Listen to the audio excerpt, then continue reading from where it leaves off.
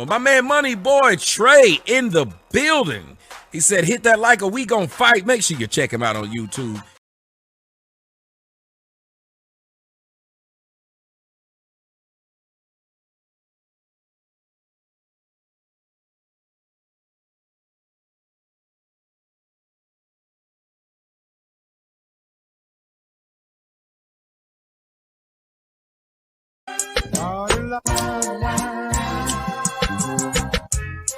It's 2:32 in the morning.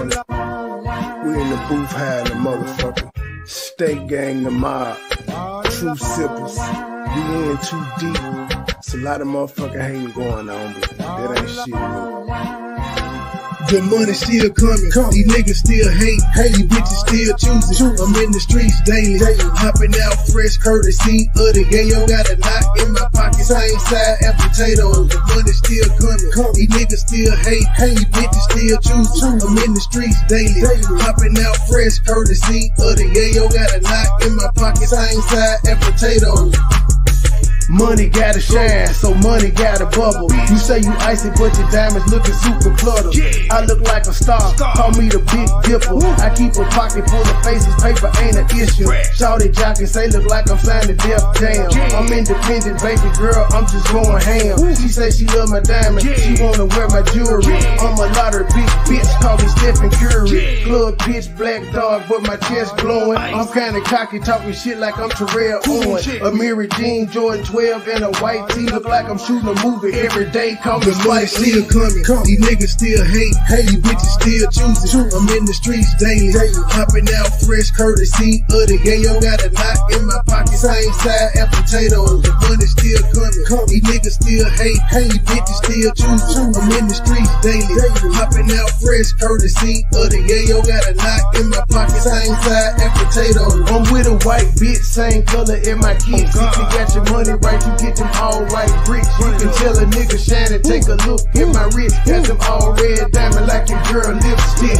I got these hoes sick, I got these hater mad. I'm popping rose bottle, I'm rocking Gucci tag. Got a stupid crazy swag, nothing like you wanna be. Some Texas, they Brazil, 2 for 20 up at Applebee's. I look just like a masterpiece. You should hang me on the wall when she wants some dope dick. I'm the one your bitch can call, getting money all year. Winter, summer, spring, and fall. Nickname Shawty Low, nigga, I done it all. State gang. The money still coming, these niggas still hate, these bitches still choosing. I'm in the streets daily, hopping out fresh courtesy of the yayo. Got a knot in my pocket, same side as potatoes. The money still coming, these niggas still hate, these bitches still choosing. I'm in the streets daily, hopping out fresh courtesy of the yayo. Got a knot in my pocket, same side as potatoes.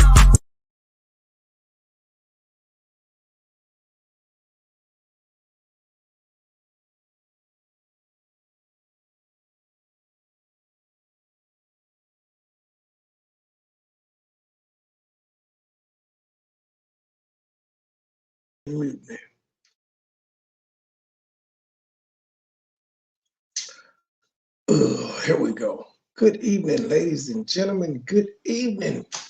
We're gonna do a lot of random stuff that I find interesting tonight. When we're talking about the ops, I'm gonna do my best to not even throw no shade at them, but that's what we're gonna do.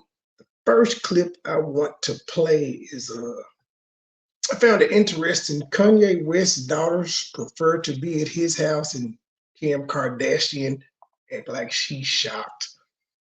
And from personal experience, I don't, maybe this just me. I guess dads are considered cooler because the kids always want to come over my damn house. I don't know why. It's just a thing in them, I guess. And Joe Budden, he spoke on it. And I just want to know y'all, his opinion is funny. And I want to know y'all's opinion and y'all's, because of course, you know, it's a lot of women in the chat. Do y'all kids prefer being over their dad's house or over y'all house? There you go. What's going on, man? Bulbs quite a bit about North. I enjoyed those clips. Part of the clips were Kim Kardashian. There was some clips going around where she divulged quite a bit about North. I enjoyed those clips. Part of the clips were North was telling me that she really enjoys Dad's house. Dad's house. Dad got an apartment. He ain't got no chef, ain't no nanny, security, all this bullshit you got going on over here. Dad's house is fly. It's a vibe over there. Just share that with her sister. And her sister's like, yeah, my kid is at the age where, yeah, they're going to Dad's house. They love it over there. They want me to come over here and make changes. They're asking why I don't have an apartment, right? And these two look so befuddled that the kids feel like this. So I wanted to come in here and ask the moms out there. I know that y'all are brave. So we're gonna do an extensive deep dive on this Puff Daddy and Cassie situation. I'm gonna say it for last. I'm gonna play a different couple content creators, but the main one I'm gonna focus on is DJ Academics, because he keep his ears to the streets, and he did like a whole breakdown of every allegation that was said. They done made Young Jock come outside because Vlad whole ass took a clip from a while ago where he was saying that Diddy convinced her to cut her hair, and people sputtered and said he forced her to, and so Jock had to come out and say, I'm suing you niggas that's lying on me. Everybody is suing. Everybody, he said defamation on you niggas. Hey, I ain't going. I know that having what We all over the place come tonight. on, man, you about to make me laugh. No, that's not true. Stop. You laughing is gonna make me laugh, and I'm being serious. I'm being serious. Y'all populate the earth. Y'all have contractions and all that shit y'all throw in our face. Y'all bared us. I get it, and I respect it. But do y'all think that y'all houses be a better vibe for the kids than Dad's house? See, I thought that was like a rhetorical question. I didn't know that there were moms out there shocked that the kid is having a blast. Y'all know it. I guess because Dad's a laid back until you just really fuck up. They'll let you just take over the house and run them up. Go outside and play. As long as you don't bother me, you can do what you want to. That's my experience. Dads. I think dads. I watch my kids when they come to dads, and I'm best of both worlds, 5-year-old and 22-year-old. They both get to my house and live in La Vida Loca. They love it. Cabinets, snacks, what we doing? We outside strip club, toys. It's just, do it our way. It's dads. Yo, get dressed. We're going back to mom's. No! I want to go to mommy's house. Now we as dads, we're like, the fuck she got going on over there? But rules. It ain't nothing. Rules. Dads are more lenient, yo. Rules, nigga. I gotta abide by rules. Nigga, over here, in the bed. I'm sitting in the middle of the bed at 1:30 with Cheetos dirty as hell. Well, you awake with them at 1:30? When you be up with your kid at 1:30? You crazy as hell. I give my son a pound. Hold it down. You said some ill shit about Lex one time. You said, I see Lex doing some shit or bumping into some shit, and I just let him. Like, Lex is exploring the crib and enjoying himself. He can do shit in my house I know he can't do over here. Yeah. Like, my couch is 24 feet long. Yes. He gonna blow out there and run all the way up the top. Lex up here, run me on the top. Yes, yeah. And like, I gotta explain it. Like, my mom and dad. Any woman sees this. Any woman that's ever seen that, would it's lose like, their mind. Oh my God! Please get him off. Put him in bubble wrap. And we gotta explain. Put him in bubble wrap. Yes. I literally was gonna ask. I was like, how does he handle the staircases in your house? And this is the first instance that y'all have a problem with this line, but I'm gonna tell it to you. Okay. They boys. They boys. They boys. So let them fall. Yes. They gonna fall anyway. They are boys. Look, it's funny. And also, as I've gotten older and listened, when you baby your kids, when they fall and when they jumping off shit, we scared, but they're not. And so when we instill our fear in them, we may be stopping them from being the next gymnast, the next tightrope walker, the next daredevil, the next who knows. Because we scared. Apparently they not scared. I could George Grayson, boy, she swears she's a damn flipper, a tumbler, a ballerina, all in one. She be jumping on shit all day, just hopping. chill. Her, it's hot. She play games. She stack tables and chairs next to each other and say, if you hit the floor, it's hot lava. Can't do it. Bloop, bloop, bloop. She only failed once. She learned her lesson. I just did a oh man. Interview, right? Yo, yeah, I did. So You said it's not getting the raise thing too far. yo, so listen. Oh, you said it's not getting the raise thing too far. I'm gonna go get it. You gonna go get it out? And one of the questions, one of the conversations was stupid, yo. What you want? Don't even know. One of the conversations was like in rearing children, we treat the boys and the girls differently as parents, right? And the interviewer, she was arguing like, "Why? How did you?" I'm like, "Yo, you serious?" And she was like, "Yeah." So a topic came up. I won't bring it up. They cut it, but the topic was, I'm gonna tell. Fuck it. The topic was, if you have a son, and let's say your son is 18, versus having a daughter that's 18. Your son could get a little, you know what I mean? Yeah, talk about it. In the house. Your daughter can't get no not, nigga. Never. Like, thumb True. Nah, the nigga been taking. Y'all can fuck anything in that crib. What princess wanna bring a nigga? Like, get your ass out. Princess, we asked you to go places. Is JR following you? Yeah, let JR follow you. Nigga, she like, what? Yeah. I'm with y'all. That's why I don't understand. Tell me what the debate is. She What looked is at me like I was People crazy. don't agree with that. She looked at me like I was crazy. You're wrong in that. I think. We think. I think so too. People are arguing. I just had an argument about it the other day. You know, men and women or boys and girls should be treated the same and be able to express themselves. But it's just a feeling as a father when you know your son 18 getting pussy. Boys and girls should not be treated. And he bring it. It should never be treated the same. I don't agree with that. I'm just saying. Now, what say you? I hate when we do that now. No, it's fine. No, what's crazy is my boyfriend moved in with me and my mom when I was 17 years old. Salute. No, yeah, salute. Yeah. Y'all Canadian. But I.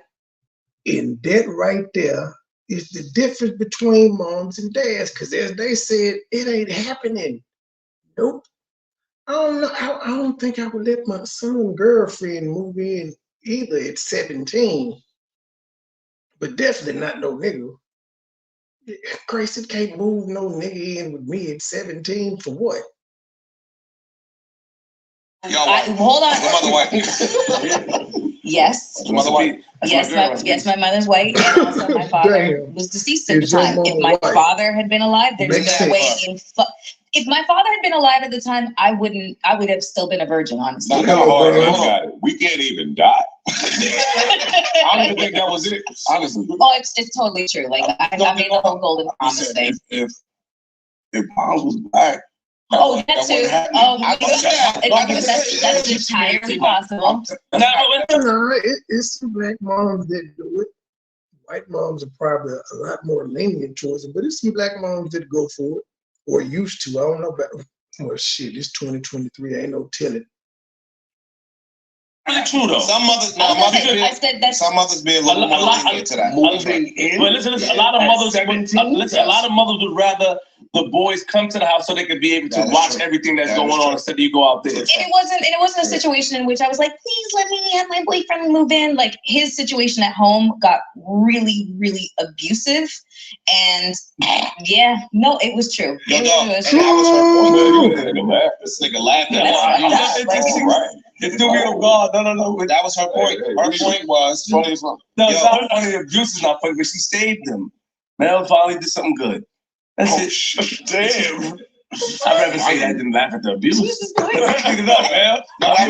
We should laugh at the abuse last episode. That happened. Go ahead. That was the funniest thing. Some abuse. Go ahead. That wasn't abuse. Yo, that wasn't abuse. That was a hit. That shit different. When that shit landed, abuse is like law. I told Flexi I was gonna tell her. I caught her on Facebook being a thought. I said, "Look at you, Flexi. You did left home and just ran amok. We got to Truth, we gonna have to take shift supervising flexing that. She's still getting her hair done, so she ain't going live tonight.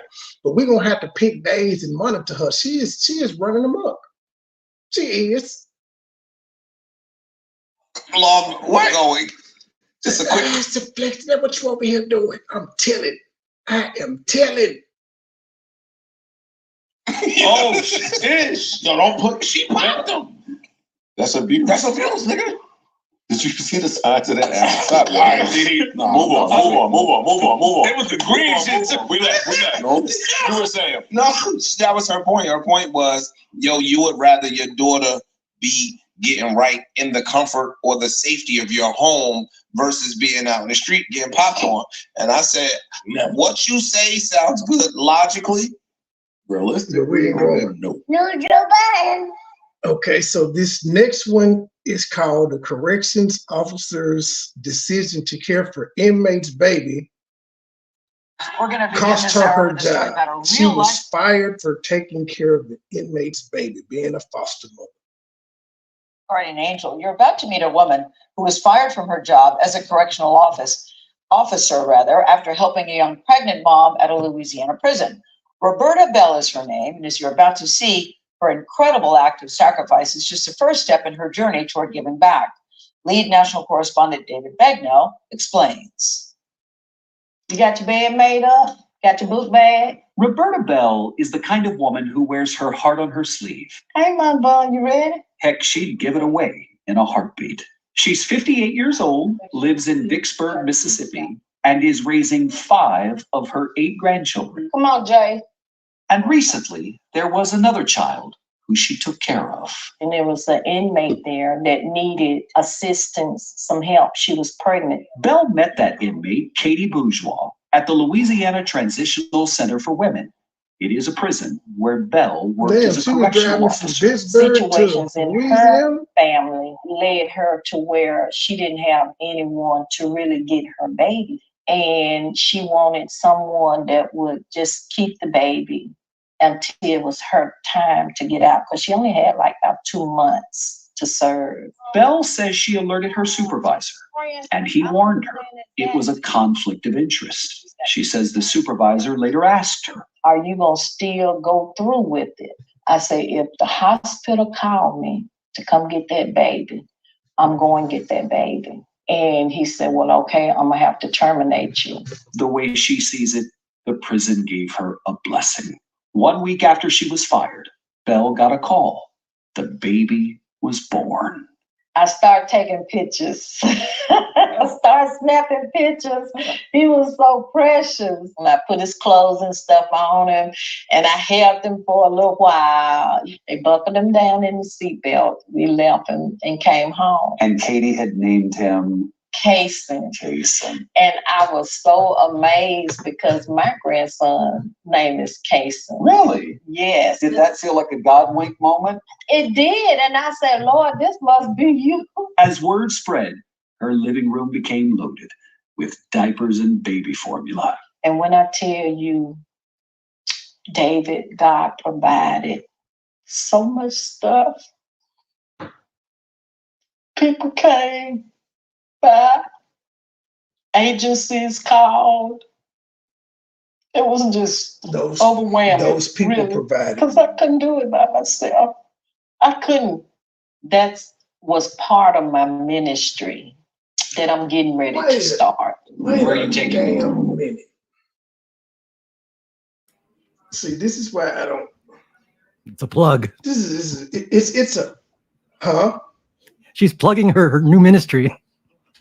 It's a heartwarming story, but did you just hear this woman? She took on responsibility that she said she couldn't do by herself, yet she lost her job to take on something that she said she couldn't do by herself.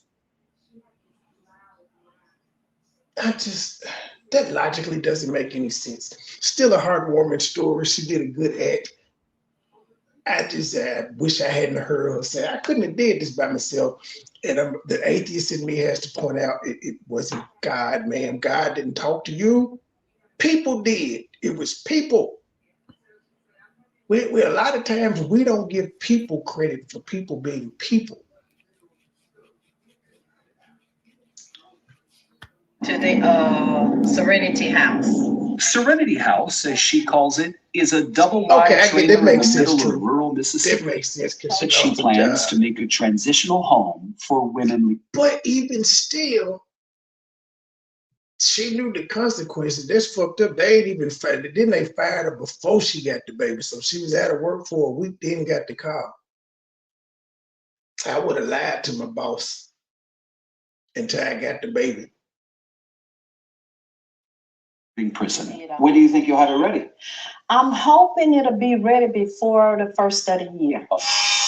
Because them ladies calling me. And you'll be able to house 6 women in here. Yes. Okay. It is one way she plans to continue what she says was best about working at that prison. You love the job? Oh, yeah. Why'd you love it? I loved it because it gave me a chance to talk to the women and to encourage them and to get them to go into a better direction and to let them know what they have done is bad, but they can do better. Even with her admirable aspirations, she still had to work. So after she was fired, she took a job sorting cans at a food distributor. But that was only after she stayed home to take care of little Kason. For 2 months, you raised that baby. For 2 months, I raised him, yeah. I loved him as he was my own. And I still love him today. On the 4th of July this year, Katie Bourgeois was released from prison. She went right to Roberta Bell's home to get her son. She was kind of, a little nervous because he didn't really know her. And she said, he's crying, Miss Bell. I said, well, baby, he's got to get used to you all over again. Got to meet you, Mama. Yeah. Katie said at the time. I can't thank her enough for everything she's done. He's doing great. What is the lesson for other people watching this story? The lesson is don't be afraid to step out and believe what's in your heart and know that God is going to take care of you. Even if it's breaking a rule? Even if it's breaking a rule. Was it the right thing to do?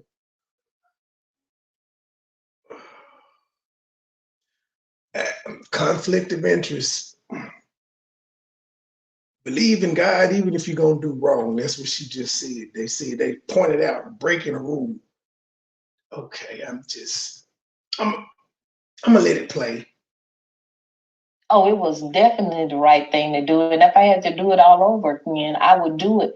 Yes, the prison fired her for it, but the public rewarded her.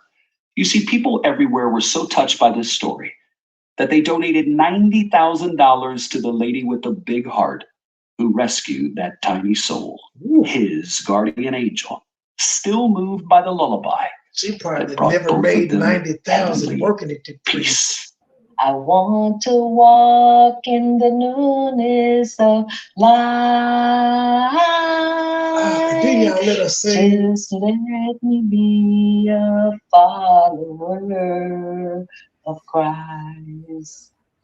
And he go to sleep. I sang him to sleep. That's sweet. I love that, Miss Bell. Listen. All right, the next story is kind of a follow-up to the Joe Smith. I don't know if y'all remember him, but I talked about him. His wife was the one that recorded him talking about she had an OnlyFans. She's been going around on a press tour as of late, and one of the spots she stopped, it was Cameron and Macy's show, because Cameron was pretty much shooting his shot from the time he heard about it until she came on the show. Now, she came on the show to give him a massage.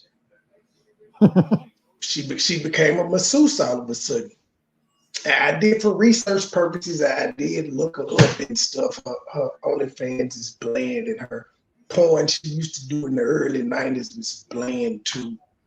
Like her camera too far away for OnlyFans, like just too far away. We can't see nothing. How much does she charge per month? I see if I can find them free and on Reddit first. And see if I do all the pirated sites first and then go if they don't. I don't know how much she is on the pirated sites. I saw it for free. I don't know how much she's charging though, but ain't no way in hell that could be me. It just ain't no way. But we're gonna listen to this guy's breakdown of what happened, and he gonna play like how Cameron and them even got her on the show. But this nigga took his shirt off. He got real comfortable. They broke out a table, and while the podcast was going on, he got a massage, and he's shooting his shot. And I'm sure he smashed because he Cameron. I'm sitting here just finding out you got OnlyFans page. Out of all these years, you know, the disrespect that comes with it, if you could have told me before you did it, that's cool. I'm starting. I said this shit was staged because I saw Kevin Wesley's name pop up, and then he had the first interview. So I believe it was staged, but I think she finally got her viral moment, and she ain't lit up because she's been trying to go viral for quite some time now. Like her IG, you would think she's 22 years old. She's like over 50. Damn. She got her viral moment at the expense of embarrassing her husband. And I think she divulges in this clip while she's giving the massage or whatever. I don't know if it was the massage or at some point she revealed that they ain't been staying together. They split like after all of this shit happened. Don't know how true it is. But I think there could have been better ways to market your OnlyFans. I think it would have been more effective for your husband to come out and promote it or something. At least he wouldn't have looked as bad. He just looked like a simp. I have an OnlyFans page, and he's mad because he's just now finding out about it. Of course I'm mad when people just find out about it. I'm not doing it with anybody but myself. Another reason I think this is a play because she done had her OnlyFans for over a year. How this nigga didn't know? Exactly. Why should I have to tell you my choice, my body, my choice? Your partner, you're supposed to come to me and talk to Joe, I've been talking to you about mad things. I've been asking for solutions. Not giving me none, so I created one. That's no solution. Not in my book. You knew what it was when you met me. Before, yeah, and I thought that I would never have to go back into my program. I've had a bartending service called Cocktail Hour with Kiss since I've been here. I have a moving company called Major Movers and Cleaning. And then I also have a massage business called Body Rub Babes. Nice. Do the Body Rub Babes travel? This is Cameron interviewing her after the viral moment, and this interview turned into an in-studio session. Yeah, I have a moving company. She married while she doing this interview. So everybody says she's just making them look bad. And then they're like, what Joe Smith got? So she's saying she got all this. What does he have? Because I'm quite sure his NBA money probably paid for all of these businesses and endeavors that you would like to have gone on, because you said you ain't did porn since the 90s.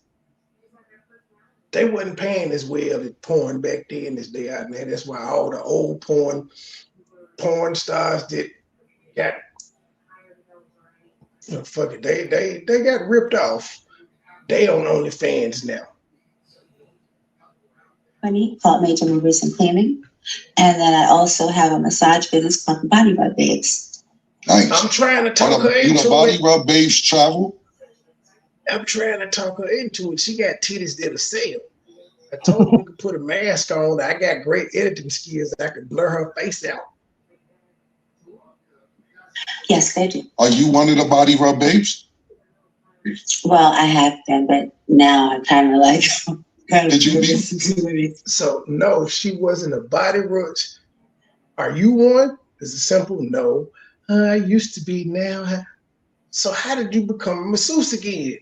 Because a rich nigga asked you to come do his show?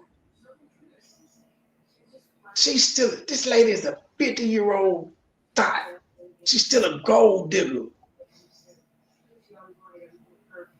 Yes, they do. Are you one of the Body Rub Babes? Well, I have been, but now I'm kind of like...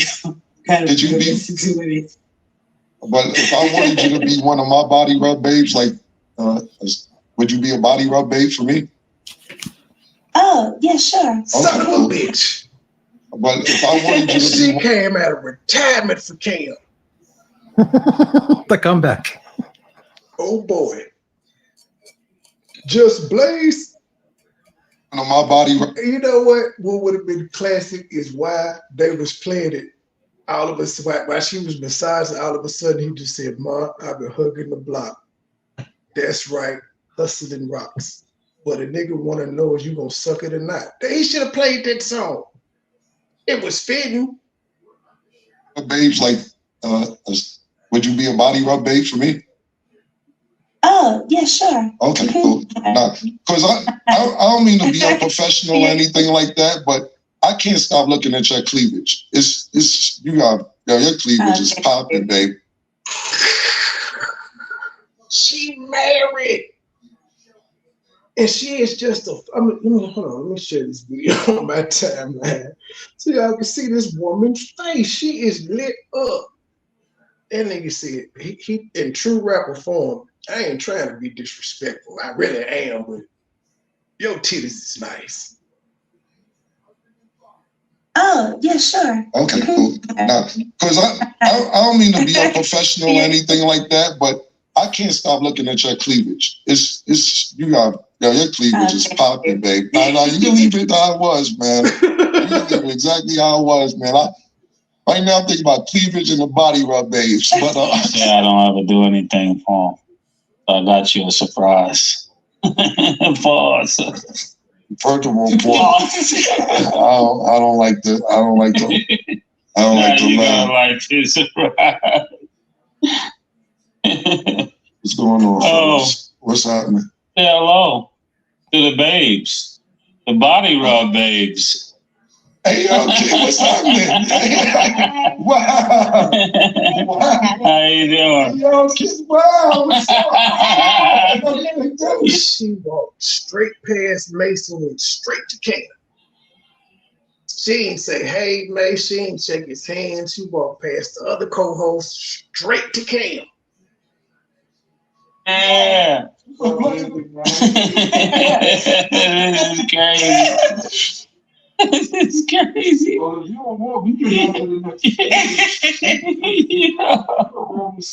I really am good. I am. So I want it because money doesn't make you really happy. So, But to be fair, and I'm not talking to yo, you good. I'm not talking about the relationship. It seems like you. Oh, yo, it's Big Ant, the spokesman, man. Back. Another edition of Urban Politicians TV, UPTV. Make sure you stay on your pivot at all times, man. Had to come tap in and body rub babes.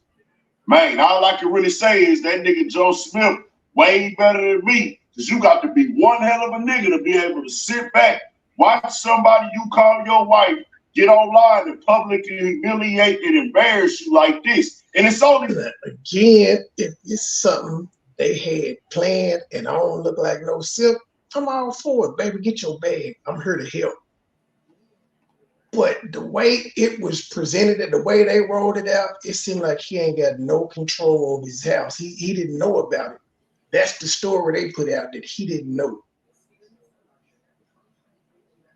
2 weeks since that first clip came out when it got revealed to the world because she decided to open up her phone and record him being mad about her having an OnlyFans. And I had to link some description from the Is What It Is show with Cameron, Mace, and Stat Baby Treasure so you can get the entire context because they did discuss a lot more. And if you watch the show, you know it'd be entertaining for real and everything like that. And I had to put that little block over the Clevelands because, you know, they be tripping sometime and you never know how they going to play and everything like this shit. But I'm going to tell you like this, bro. Cameron already was throwing his little jabs out there and she was entertaining it most definitely at this point. Like, I'm going to ride high off the clock. I'm going to ride high off the viral moment. And now May said, hey, we're going to take it a couple steps further, bring her on here and get Cam a massage right on the spot. And you hear him still playing into it even more. And you know that's kind of how Cameron and they whole show break down and stuff like that. But I'm gonna tell you like this right here with me, bro. Ain't no way in hell am I ever gonna take myself through this type of embarrassment as a nigga like Joe Smith. He didn't when he did his interviews and stuff, got one going on Vlad right now explaining everything. And I'm like, bro, I ain't gonna lie, dog. Everybody live their life how they want to live it, do what you want to do. Couldn't be me though. Because one thing about getting played, you can get played, you can get finessed, you can get, kind of get a move ran on you, or somebody ain't being straightforward and honest with you. You can't control that. But what you can control is how you decide to respond, react, and move forward. If a female gonna do something behind my back without me knowing, we got to talk about this. That's first and foremost. Secondly, you pulling out your phone, recording me without my consent. Hell, all she was missing was saying world star. That's all she was missing. Nah, this nigga has gotten it taken to a higher level than Will Smith at this point, my nigga. Just keeping it all the way 1,000. But she said the biggest thing to that nigga directly to his face. You knew what it was when you got with me. Then the nigga tried to say, well, nah, man, that was before. You ain't supposed to be doing this no more. But money don't make niggas do it all. Make niggas accept it. Make people decide what they want to do. I'm still trying to figure out. Her saying that, though, indicates this man is not handling his business as a man. Because in that video, she was like, I've been asking you, and I decided to do some things to make it happen for us. Part of the embarrassment as well. Like, he not handling his business. Damn. It's a play, or is they in this together to try to get some clout to their name? Because it do come off as like, bro, this kind of seems like a script. But as it goes on, because really the thing that make I think people feel like it could be scripted is you can't see somebody really dealing and accepting this type of embarrassment, man. As a man, what nigga want to go through some stuff like this, bro? And I ain't gonna sit up here and cap and play with y'all like I ain't the type of nigga that don't like a nasty female, bro. I'm gonna keep, that's what I like. I love something with experience. I love something that's like nasty. I think we all like nasty women. But what he says next is key. Sexual and everything like that, but I like it discreet. I don't like it to be put out there to the world. Don't tell the entire world how nasty you are. Don't tell the entire world that you will go on camera and show and get that nigga a massage and all them down. And he, it's so good. You so good at that. And I'm becoming the laughing stock of the internet. Hell nah, that's supposed to be done within the privacy of my home. Now he supposed to moved out for these last couple of weeks. They ain't been around, they ain't been in communication and everything. I guess she might be watching a Vlad TV clip. He moved out. That's how embarrassed he was. But we don't know though, because that's just what she said. We don't know. But I still think it's all a play. See exactly. What you mean, E. Brooks? I don't understand. Are you asking or are you telling? How he feeling about it in this moment. I don't know what's what, but they making it real common for niggas to go outside on this internet and really make themselves look like a fool with their lady. And I'm gonna tell you like this, y'all can call me a hater, y'all can call me whatever, insecure. Women, give me all them names, because I will never let a female get down on me like that there. Ain't none of that going on. You not about to go on here rubbing on another nigga for the internet entertainment, greasing another nigga up. Then you not about to go on here, record me without my consent and putting it online for the world to know I got an OnlyFans. Then she even revealed that she created an OnlyFans for him. And she got some tapes of them, but she ain't gonna put them out and stuff like that. But he got an OnlyFans also that he didn't know about. You can't do nothing that I don't know about if me and you was together. If we married, we husband and wife, that means you ain't got no respect for me no more. Now, when you fall out of money, you run out your money and things like that, and your pockets kind of hurt, you ain't got the paper, the female ain't acting right no more. It just is what it is, bro. Sometimes you gotta go on and end things in life. Hey man, we've been together this long. My money fell out, my money ran out, my money ran dry, railway dry, whatever. She ain't got that type of respect for me no more. She doing things behind my back without communicating. You know what? Let me go ahead and just go ahead and move on, dog. Because you want to open up OnlyFans account. You want to get on there with, showing your body, entertaining niggas, turning niggas on so they can wet. I'm not against the OnlyFans. I'm against how she portrayed him. I ain't against the OnlyFans. Get your money. Choke they chicken and flop they bishop. Nah, man. Hell nah. We ain't going like that there. Depending on what type of nigga you is. Some niggas is peas. And peas got a rock solid, stone cold heart. That's how peas is. So I get it with them. But nigga, I ain't come in this understanding a relationship as no pea. So we got to end all that. Just keep it all the way 1,000. Tell me what y'all think. We got more coming, more videos. All right. So y'all said, hold on, let me get to the young jock. Y'all said she settled. I did not know this. But that's why I told y'all last night when I heard it. I think she lied. It's all for money. I'm not going to the police. I told you I was going to write a book if you ain't give me 30 million. He declined. She came out with this story, and a day later, she didn't settle the lawsuit.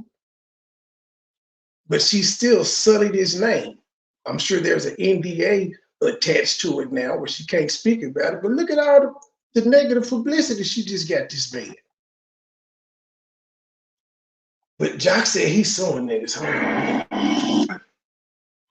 I rented this big motherfucking big 80-foot yacht. You know what I'm saying? Nigga, me and Cassie jet skis with a kicker.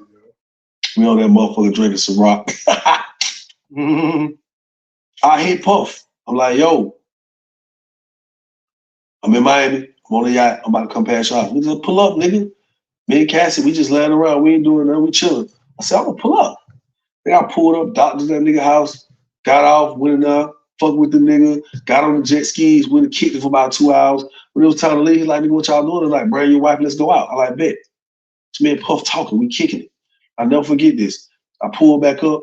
Puff like, get in the Jeep with me, nigga. He like, nigga, you need to get you some of these Jeeps right here and nigga, get you a Jeep like this when you come to Miami, nigga, we mob like this. I'm like, yeah, this is the move. So we ride to the club, bumping Biggie. I'm like, nigga, this high is, I'm like, I ain't never really get the opportunity to just be with Puff like nigga, me and you, he never overshadowed me, but we never got a chance to just be together. It was here and there, moments in time. But like how that moment was, I was like, he's like, shit feel right, nigga. We need to be like Mom. And I'm like, yeah, nigga. So I never forget we pull up to fucking Live, nigga. When we get to Live, nigga, Young Bird, well, Hitmaker. I think it was like AKA Hitmaker. I think it was like I'm sick Hit of Boy or something. Something took his video down. I can't remember. These niggas had these whistles. So they throw Puff a whistle.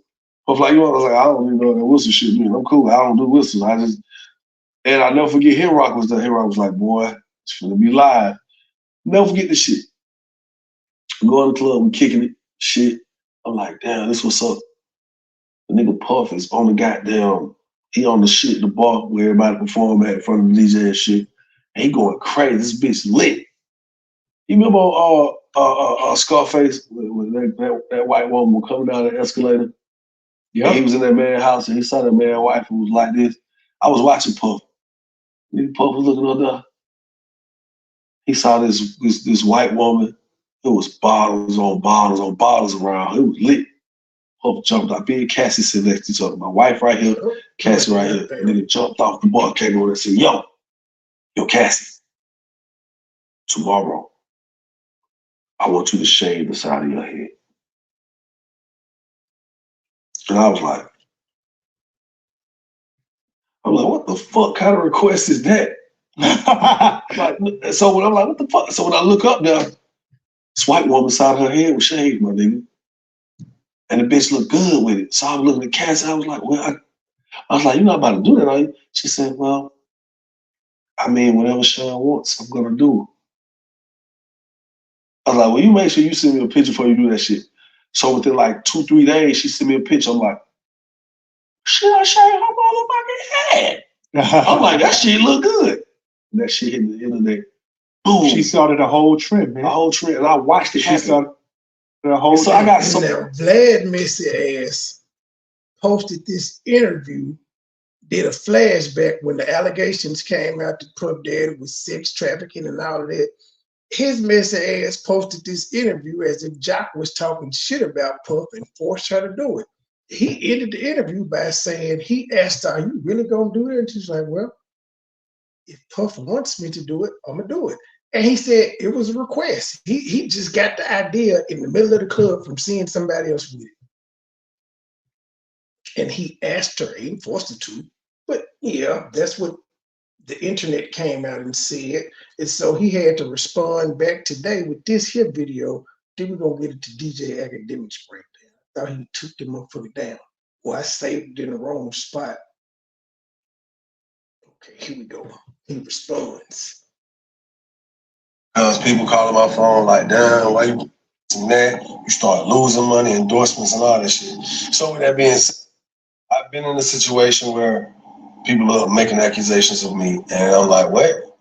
And you gotta pay. You gotta pay. And I don't want to use the term pay to play, but this game, you got them allegations against you, gotta pay to play, meaning you gonna have to pay that shit away almost. I'm not saying you buy nobody off or pay nobody off. I'm saying you gonna have to pay for attorneys, you got to miss money because you got court, this and that. You start losing money, endorsements, and all that shit. So with that being said, I just want to address that. Because people calling my phone like, damn, why you putting Diddy out there like that? I ain't put nobody out nowhere like nothing. People calling his phone. Did they not see the interview said flashback?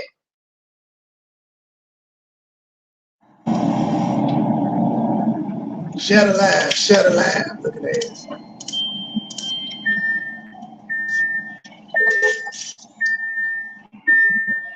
No, she didn't turn down the first offer. Puff Daddy said, fuck you, because she said, I want 30 million or I'm gonna expose you in a book.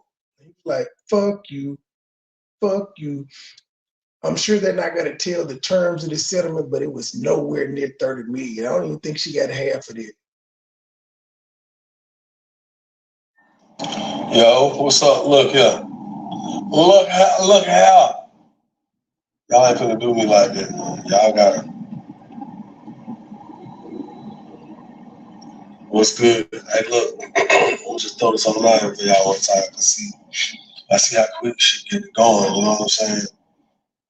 All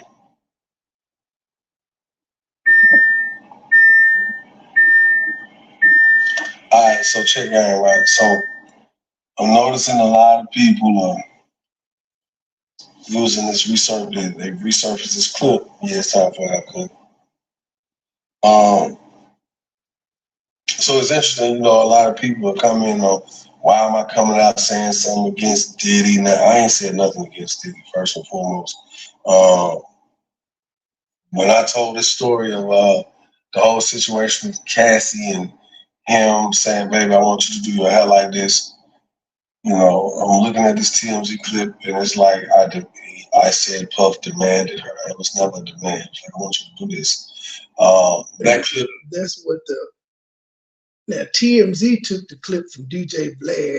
They posted it and said, Diddy's friend Young Jock revealed the rapper once forced ex-Cassie to shave her head. As 2022 video of his shock claims resurfaced amid sexual assault allegations. See how they just lied on him?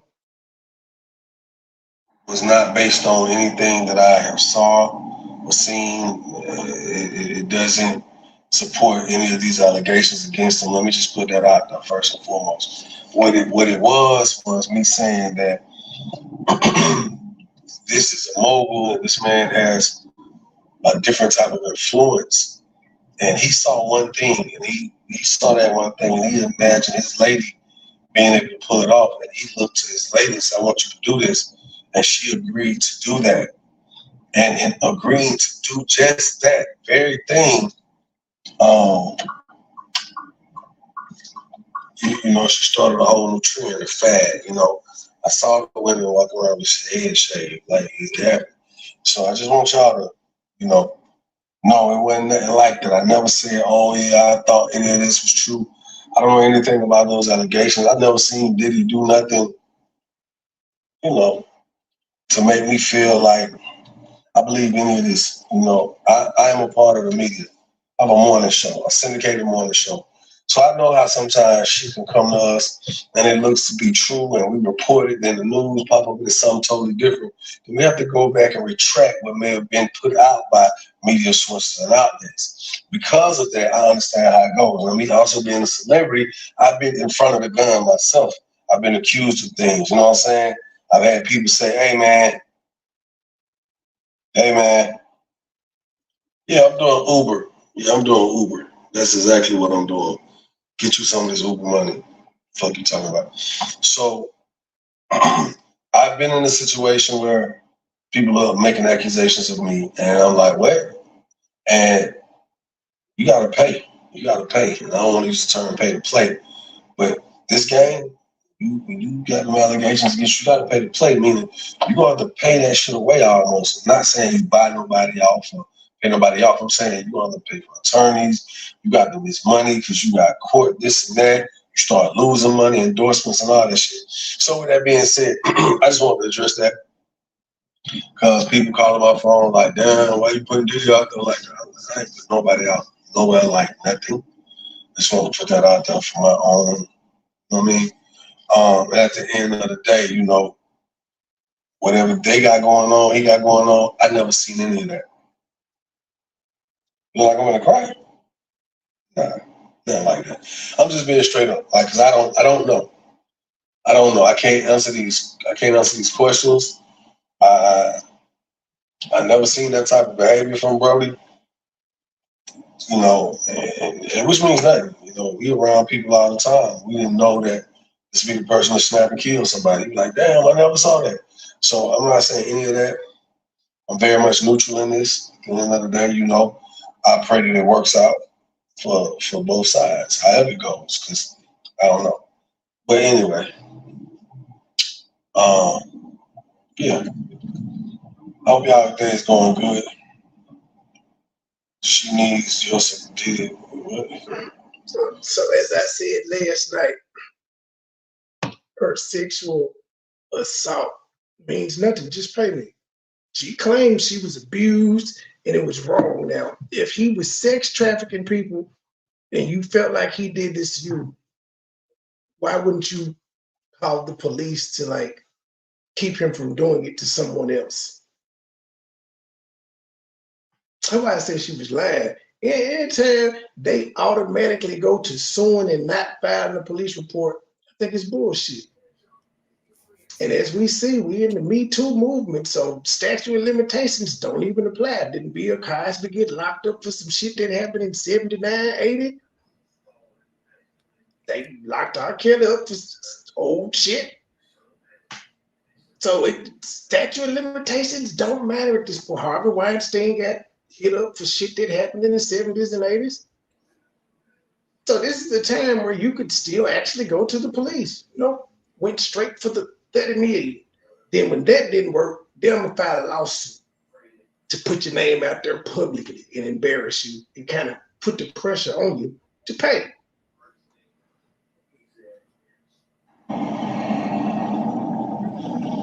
Yeah. So anybody that knows how this shit goes, they say it's supposed to be innocent until proven guilty, but of course we know it's guilty until proven innocent. That's just how this shit go out. You know, I'm a black man in the United States of America. I know how allegations go, and I know what it looks like when you're in the spotlight and everybody's pointing the finger at you. We ain't had to bring color into it. You could have just said, I'm a celebrity in America, I'm a wealthy man in America, because to be told, more white men have been affected by the Me Too movement than blacks. By far. Well, we only got 2 black men to date that we know got caught up in the Me Too movement. One of them got his shit reversed. Cosby, who's the other one? R. Kelly. Oh, yeah, duh. Placing the blame and saying you're guilty of this or that. I've seen it, man. Russell Simmons, we can kind of include Russell Simmons, which is why he ran and left the country. Because he saw what was happening to the other rich and powerful men. He was like, ain't gonna be me. Time's over. And I don't have nothing to do with that. So people quit jumping in my DMs, talking about, well, why you coming out now? Why you snitching on it? I never snitched on nobody. I don't even know how my video, I don't even know how that. Sir, it's because Vlad is messy, your homeboy. He messy. He put that shit out there to kind of throw you in the fire like that. He knew what the fuck was going on in that interview. He always does that when something comes up. If he's done an interview with somebody and they spoke on somebody, and then that person becomes under fire, he's going to automatically go back to that clip and do a flashback. And TMZ didn't give a fuck about it when you did the shit almost a year ago. It was earlier this year when they did that interview. TMZ didn't care about it then. It was only when sexual allegations come out, and then all of a sudden they take you telling the story of how a trend was inspired and said, Jock said Puff Daddy forced her. And in the video, he clearly said, what kind of request is that? And then he said, you gonna do it? That doesn't sound like forced. That's Young Jock. Is even, I don't even know what's the correlation of the two? Why did he choose my video to go with that? I can't even explain it. Even this moment, I'm like, it's Vlad, G. Had Vlad not reposted it, nobody would have ever remembered that fucking clip. Vlad know what the fuck he doing. You need to be on the phone with Vlad. Like, Vlad, come on, bro. You threw me under the bus.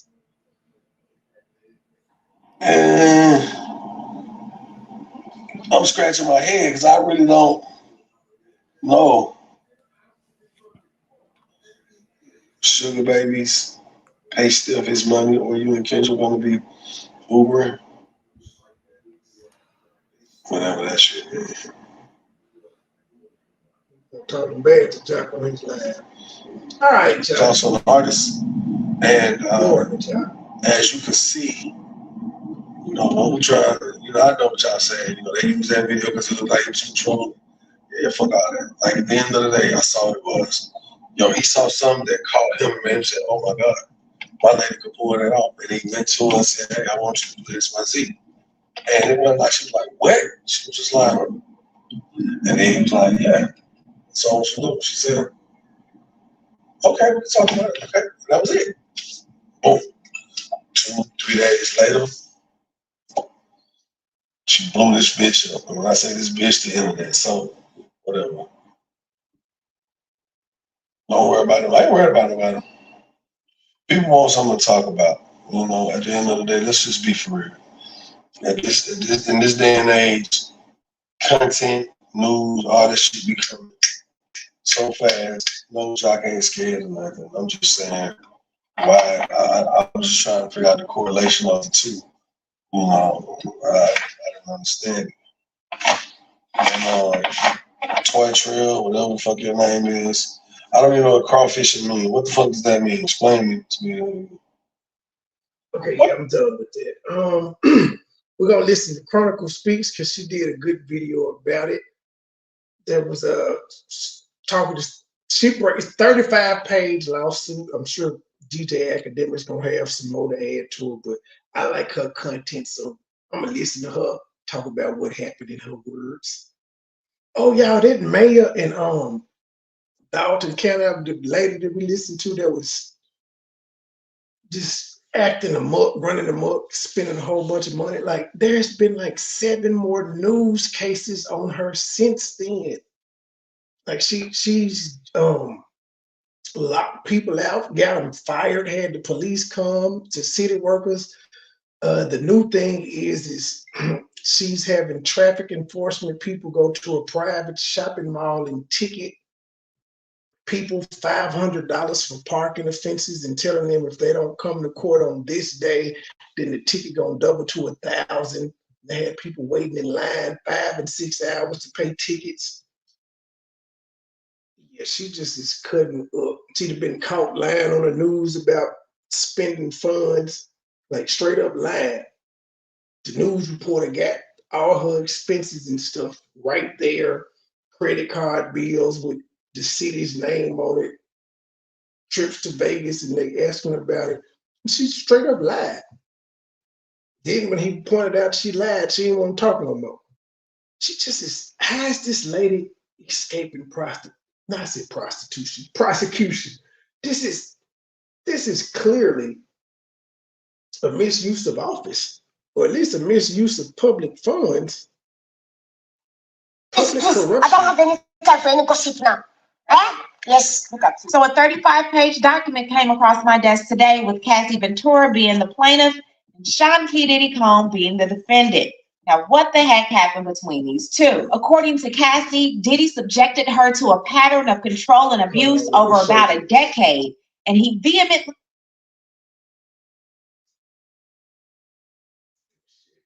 quit over 10 years, huh?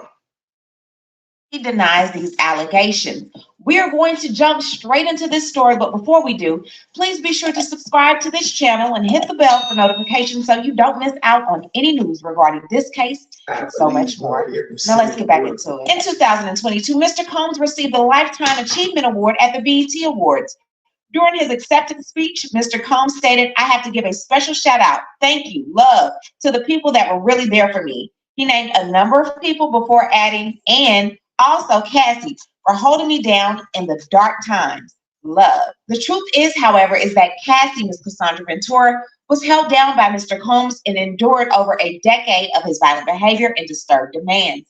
For Ms. Ventura, the dark times were those she spent trapped by Mr. Combs in a cycle of abuse, violence, and sex trafficking. Among other violent and unlawful acts, Mr. Combs raped Ms. Ventura in her own home after she tried to leave him, often punched, beat, kicked, and stomped on Ms. Ventura, resulting in bruises, burst lips, black eyes, and bleeding.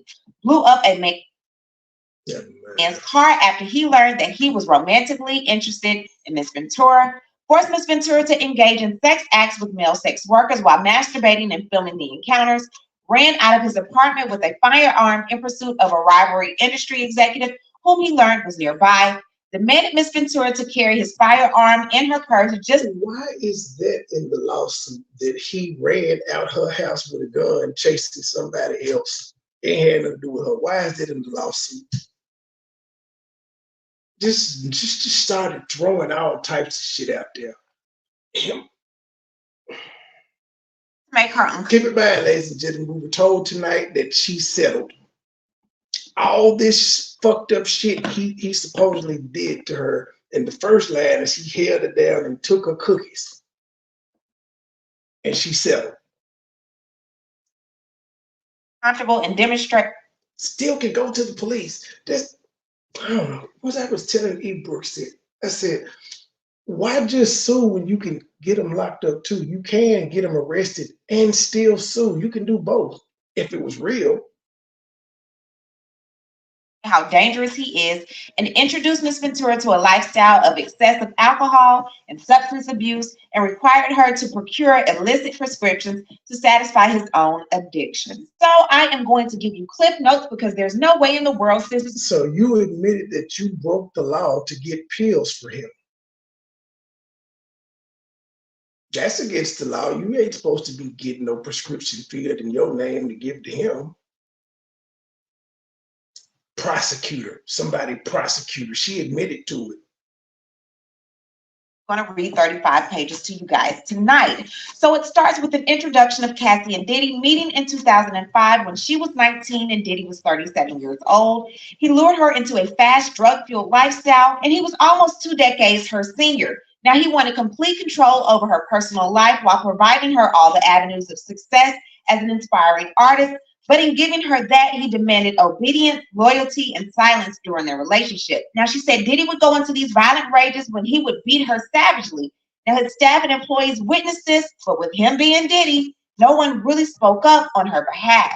After the abuse, he hid her and showered her with gifts, which is typical for a serial abuser. Now, Diddy constantly reminded her that he could do harm to her by requiring her to carry a gun in her purse or by him blowing up the car of a musician that was romantically interested in her. He was abusive sexually, physically, and often made her have unwanted sex with male sex workers. She tried to leave him over and over, but he had a tight hold over her life.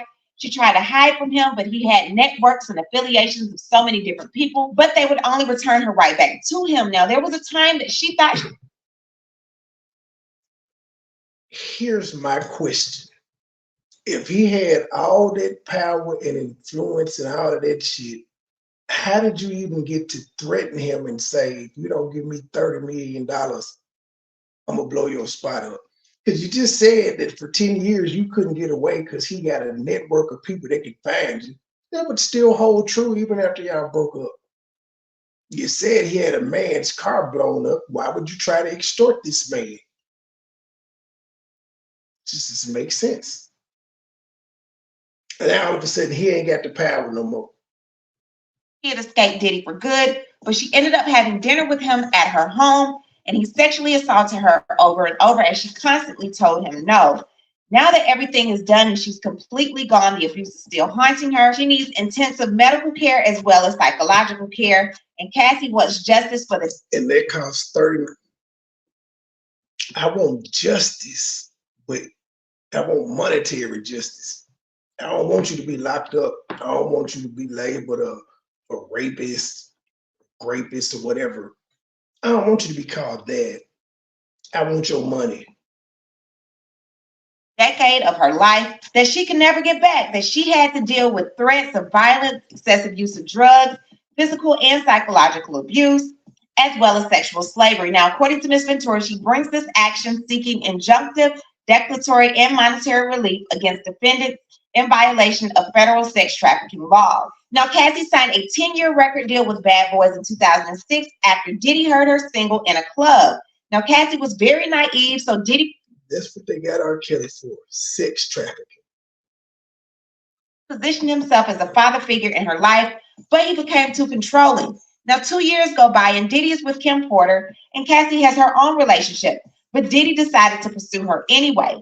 At her 21st birthday party, Diddy pulled Cassie into a bathroom and forcibly kissed her. She ran out of the bathroom in the hotel suite crying.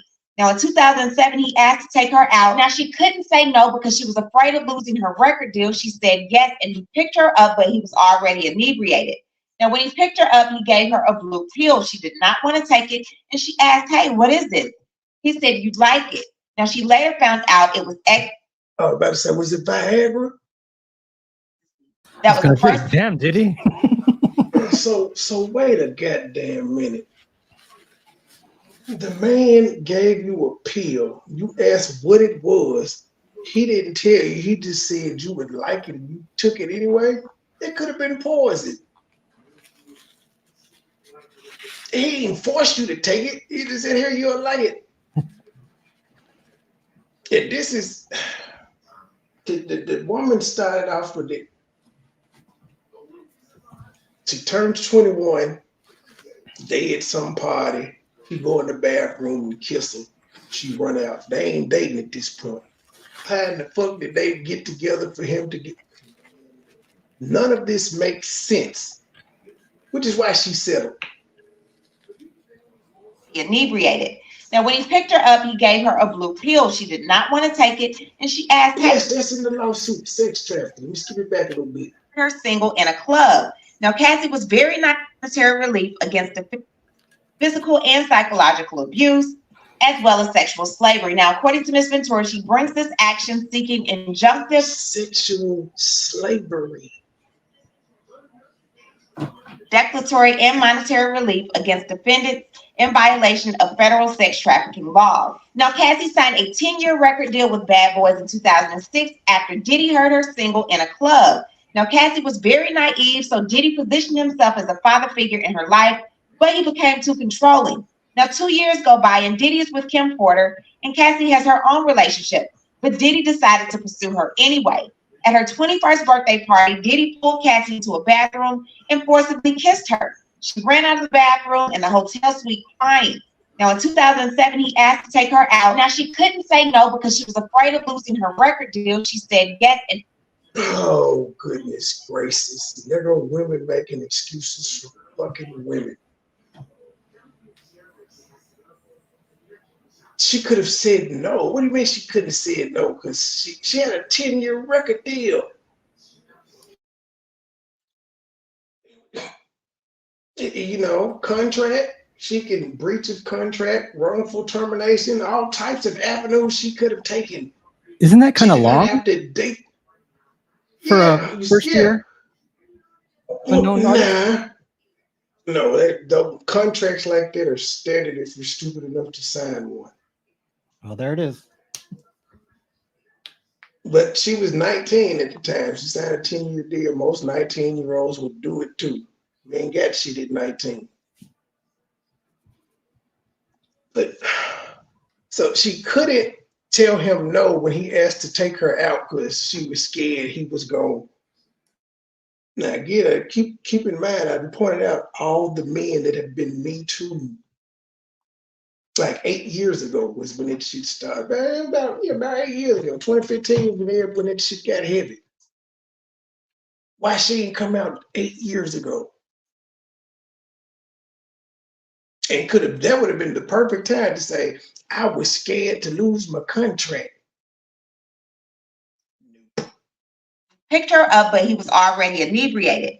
Now, when she ran out of the bathroom in the hotel suite crying.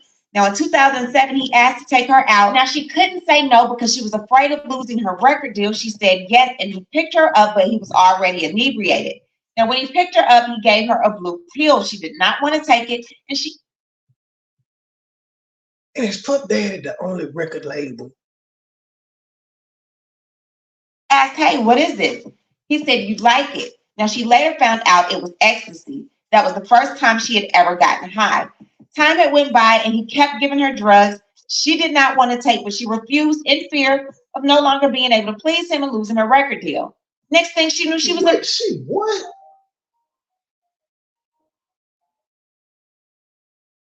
That was the first time she had ever gotten high.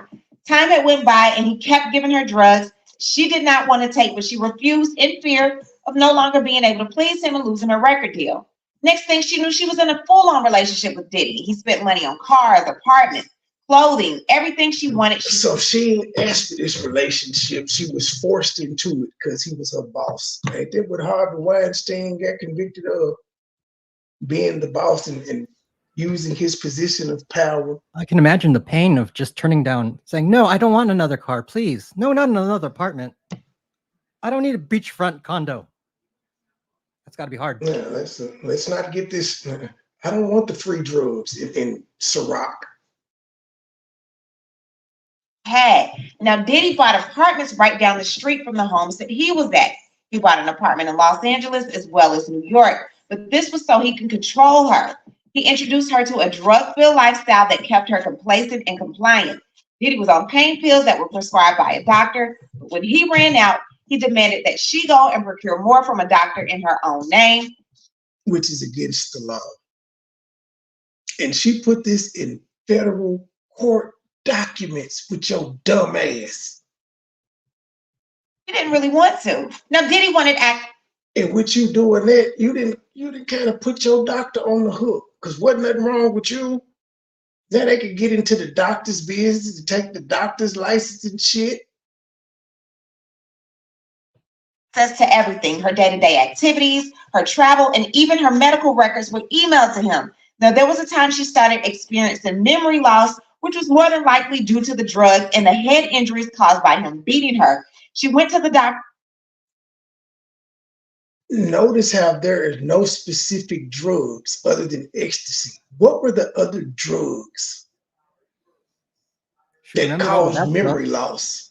What were the other drugs that caused memory loss? Can we get some specific drugs that he forced her to take? And had an MRI, and the MRI was even sent to him. He asked what she called her grandfather, and she replied, Pop Pop. So Diddy wanted her to refer to him as that nickname, Pop Pop. Then there's a time that Diddy became enraged. They were doing drugs at his home, and one of his security came to the room and said that Suge Knight was down the street at Mel's Drive-In. Diddy ran into the safe and got multiple guns and ran out of his home where he thought Suge was. And we all see that little run at the house didn't take him nowhere. Now, did it? Now, over the decade of their time spent together, he would violently abuse her, leaving bruises on her body and leaving her in hotel for days where she would have to heal up. Now, he kicked and beat her so violently one time after a Jay-Z party that he ended up kicking her out of the car. leaving her to hail a cab back home. Now, in 2009, she was speaking to a music manager about helping her grow her career, and Diddy became enraged. So all this shit was happening around the time Chris Brown and Rihanna got into fighting, and she didn't think that was a perfect time to come out and say nothing. All right. And once again got in his car and began stomping her in the face. Once the car stopped again, in 2009, she was speaking to a music manager about helping her grow her career, and Diddy became enraged and once again got in his car and began stomping her in the face. Once the car stopped, how do you stump somebody in the face? Like, was he driving the car? Or was he in the back? So he pulled the Ike Turner on her in the car. How did he get? Was she laying on the floor for him to stump her in the face? And what kind of stomp? Is it like a full-fledged all your power stomp, or like a? I'm imagining the Seth Rollins curb stomp. Yeah, that's what I'm thinking too. That's exactly what I'm thinking. He got enraged, and you didn't have the manager that you were talking to take you home. Can this manager like verify this story? Oh, he's not in the business anymore. Boy, this is ridiculous. Diddy's residence, Cassie tried to run away, but Diddy caught up to her and continued to kick her in the face. He realized how bad he had beat her and got her to a hotel in LA where she could heal. She recognized that she was beaten so bad that she didn't need medical attention. She just needed to be in a hotel room for a couple of days. Yeah, it's a couple of days of room service. No medical attention, though. Were you really beaten that bad you didn't need to go to a hospital? A stay at the Four Seasons healed you right on up. Now, let me guess, no room service came in, no maids came to clean the suite or anything of that nature. Just nobody saw this. was powerless, and this man had a team that bowed down to him, and no one would tell him that he was doing wrong. She then became numb to the abuse after a while and became beholden and blindly followed his instructions in fear of another vicious beating. He often referred to the relationship as a Bobby and Whitney type of relationship, and he also told her that his fantasy was to see her with another penis. He invited a male sex worker into the home, and they all took drugs and they wore masquerade masks. He made her perform sexual acts on this man, and Diddy watched and masturbated and directed the acts that they would do next. Now, this one encounter lasted multiple days, and Diddy referred to this arrangement as a freak off or an FO. So whenever he wanted one, he'd tell Cassie that he wanted an FO, and she had to facilitate finding the sex worker and also finding the location. Now, sometimes Diddy would want these events to happen weekly. Now, Cassie was instructed to go on websites and different escort services to find these men, and Diddy instructed her to find ones with big black penises. Now, during these... At least he has a preference. The thing about going to the police is they gonna go through your internet history and all that shit. Not so much when you file a lawsuit. So they would need to talk to all these people that she said seen this, like how I pointed out. He checked her into a hotel after he had beat her so badly. They would have pulled hotel footage. They would have talked to any workers that may have been there. Elevator footage. They would have been checking for all of this shit. Occasions, Cassie was given cocaine, ecstasy, ketamine, marijuana, alcohol, and it actually helped her to disassociate herself during these horrid encounters. Now, he would record these acts on his phone and his laptop, and she would go behind him and delete them and thought that she was done. She never helped her to disassociate herself during these horrid encounters. Now, he would record these acts on his phone and his laptop, and she would go behind him and delete them and thought. Remember last night I said, so he recorded this shit on your phone and you didn't, while you was sleeping, nothing, you didn't get his phone and download it, send it, save it, send it to a friend, send it to the police. Nope, you deleted it. How convenient. You deleted all the damn evidence, not him. And then that's something else that they would have had warrants for the cloud. But cell phones probably old, but you know, computers and shit, you saved in there, was saved in there. Oh, there's always a way. For him to put it on his laptop, he had to upload that motherfucker. So I'm sure he wasn't sitting there holding a laptop with the webcam on. There are hard drives that have caught fire. There are hard drives that have caught fire that they can still get DDoS. Yes. There's ways. They can retrieve damn near anything. She deleted. You can't hide on the internet. You didn't send one copy to yourself. Interesting. She was done. She'd never have to watch him, never have to see him. But this showed her just how powerless she was. Diddy actually made her watch one of the videos that she thought she deleted while on a plane ride home. And it just showed her that she definitely did not have any power in the situation. Now, sometimes Diddy would beat her in front of these sex workers, and she actually allowed it because she was living in fear of him. He also showered her with gifts in front of these sex workers. Now, in 2015, during her 29th birthday, she was having a birthday dinner. And how do you get gifts in the middle of an orgy? Like, when do you stop to be like, oh, thanks for the chinchilla, babe? Like, what the fuck? None of this makes sense. And this is all in the 35-page lawsuit that she filed and has now settled. Diddy asked her to leave and have an FO. She said no, she didn't want to do it. She was cornered by not only him, but his security as well, and forced out of the building and taken to the hotel where she did have to perform sexual acts with the male sex worker. So they kidnapped and have an FO. She said no, she didn't want to do it in front of these sex workers. Now, in 2015, during her 29th birthday, she was having a birthday dinner, and Diddy asked her to leave and have an FO. 8 years ago, 2015, right around the time the Me Too movement was jumping. That was her golden ticket to get out there. Nope, she said, no, I'm gonna stay and give you an FO even though I don't want to. I'm gonna let y'all kidnap me.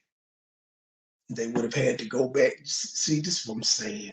She said no, she didn't want to do it. She was cornered by not only him, but his security as well, and forced out of the building and taken to the hotel where she did have to perform sexual acts with the male sex worker. She came back high. Diddy was high.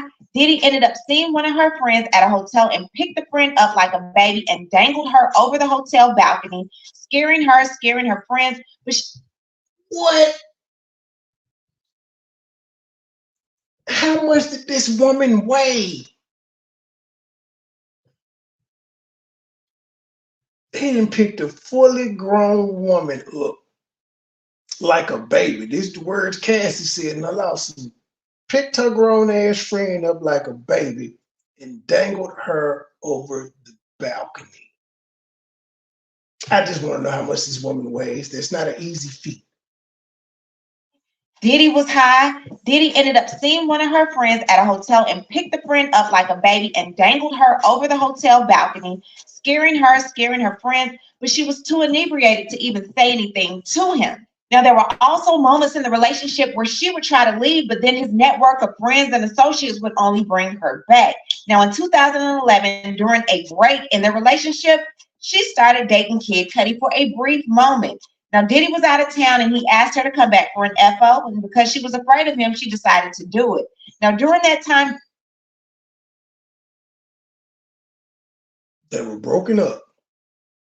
She was dating someone else, and he called and said, let me get that pussy. And she was like, okay, because I'm scared. Scared of what? You were broken up with him. Oh, my goodness. And let me guess, it ain't no copy of these text messages. Just none. Diddy started going through her phone and he found her emails, and she had emails with Kid Cudi. Child, he got upset. He picked up a corkscrew and he lunged towards her. Now, in fear, she left and she went to. He ain't find no text messages from you and Kid Cudi. He found emails. Kid Cudi's house. Diddy's team contacted her and was like, look, you need to go back and talk to Diddy. He's going through, see what's wrong with him. Now, in fear that he was going to do something to Kid Cudi, she went back, and when she got back, Diddy beat the brakes off of her again. In 2012, during Fashion Week, Diddy contacted her and was like, look, I'm going to blow up Kid Cudi's car, and I want to do it while his friends and family are there. Next thing you know, Kid Cudi's car ended up getting blown up. Now, in 2015, Cassie was filming this movie in Cape Town, and when she was filming the movie, she ended up finding this actor. She started dating him. Diddy found out about it. Diddy contacted the actor and threatened him. And the actor ended up contacting Cassie like, hey, you need to call Diddy. So that relationship was easily tarnished. In 2016, she had another FO with Diddy at the Intercontinental Hotel in Century City, Los Angeles. She sure is doing a lot of fucking after they ain't together. No ties with him. At that point, the contract is over. The 10-year contract is over with. You're not signed to him, so you can't say you fear him taking your job. You got other niggas. If he's contacting the other niggas, that's stalking. That's harassment. Why them niggas didn't go to the police? All these grown men just telling you to go back to them. Nigga car get blowed up, he didn't go to the police. And you got reference that he said he wanted to blow the car up, so you could have stopped it. You could have stopped the terrorism right there because you had firsthand knowledge that he said he was going to do that, and the man's car blew up. You said nothing. This shit could have been stopped a long time ago. But nobody has a reasonable response for that. And during that time, kid couldn't protect you. You know, he was linked in with Kanye. Kanye got juice. Kid Cudi was in movies and shit. He had juice. Diddy got extremely inebriated again, and he punched her in her eye, giving her a black eye. He ended up going to sleep, and she tried to exit the hotel quietly, but he ended up waking up, screaming at her, and he followed her down the hallway, yelling at her. Tried to sneak out, but didn't call the police and say, look, I'm in here. I was beaten. I'm held against my will. I'm scared to leave. How slow is she to like run out the door? That's what I'm saying. Tried to leave quietly. What the fuck? Like, if you've been beaten, you don't need nothing. What the fuck was you looking for? Your iPhone? Just leave. Tiptoed through the whole hotel. You know what says I'm being beaten and sex trafficked? Coming outside the hotel room naked, crying with a black eye. And screaming or something? So yeah, all of this shit could have been stopped. Police could have been called. He'd have been in there asleep. You would have had a black eye. Cuff, cuff. See, she's so scared. All of this time she's scared, but she ain't scared to come out and extort him. What is to stop her from? Because apparently he ain't never lost contact with her. He always know where she is. So why wouldn't he just offer now? That's what I would be worried about. Since I was so scared of him all this time, the last thing I would do is to try to extort a motherfucker that I feel like is powerful and has had me in fear for damn near 20 years. I'm going to play with that person. And he grabbed some glass vases and he started throwing them at her, causing the glass to crash everywhere. She then got into the elevator and tried to escape. Now, she managed to make it down, followed her down the hallway. So he destroyed the hotel room. See, that would have been, had she went to the police, yeah, they would have checked hotel room for damages. Don't matter if he paid for them. Was there vases and shit broken that y'all had to bill him for? Because that would kind of corroborate her story. But no police were involved. It's just her throwing a whole bunch of allegations in a public forum, which is why she did it. Her book wasn't ready, and that was the quickest way to fuck his name up publicly, because lawsuits are public record. That's how we found out about Philly Field. A journalist up there in St. Louis was being nosy and saw Miss Robert was suing a YouTuber. Got extremely inebriated again, and he punched her in her eye, giving her a black eye. He ended up going to sleep, and she tried to exit the hotel quietly, but he ended up waking up, screaming at her, and he followed her down the hallway, yelling at her, and he grabbed some glass. Were they the only people in this hotel and in this hallway? Nobody heard this? No nosy people looked there like, what's going on? Puff Daddy. It's amazing how in the cell phone era, he did all these tirades and shit and nobody recorded it. There are UFOs. I guess everybody that stayed in the hotel worked for Diddy too. There's Bigfoot that has videos, but no Diddy, huh? Nobody called security and said it's a noise complaint or nothing. And he started throwing them at her, causing the glass to crash everywhere. She then got into the elevator and tried to escape. Now, she managed to make it downstairs to the lobby, and she quickly ran out and hailed a cab.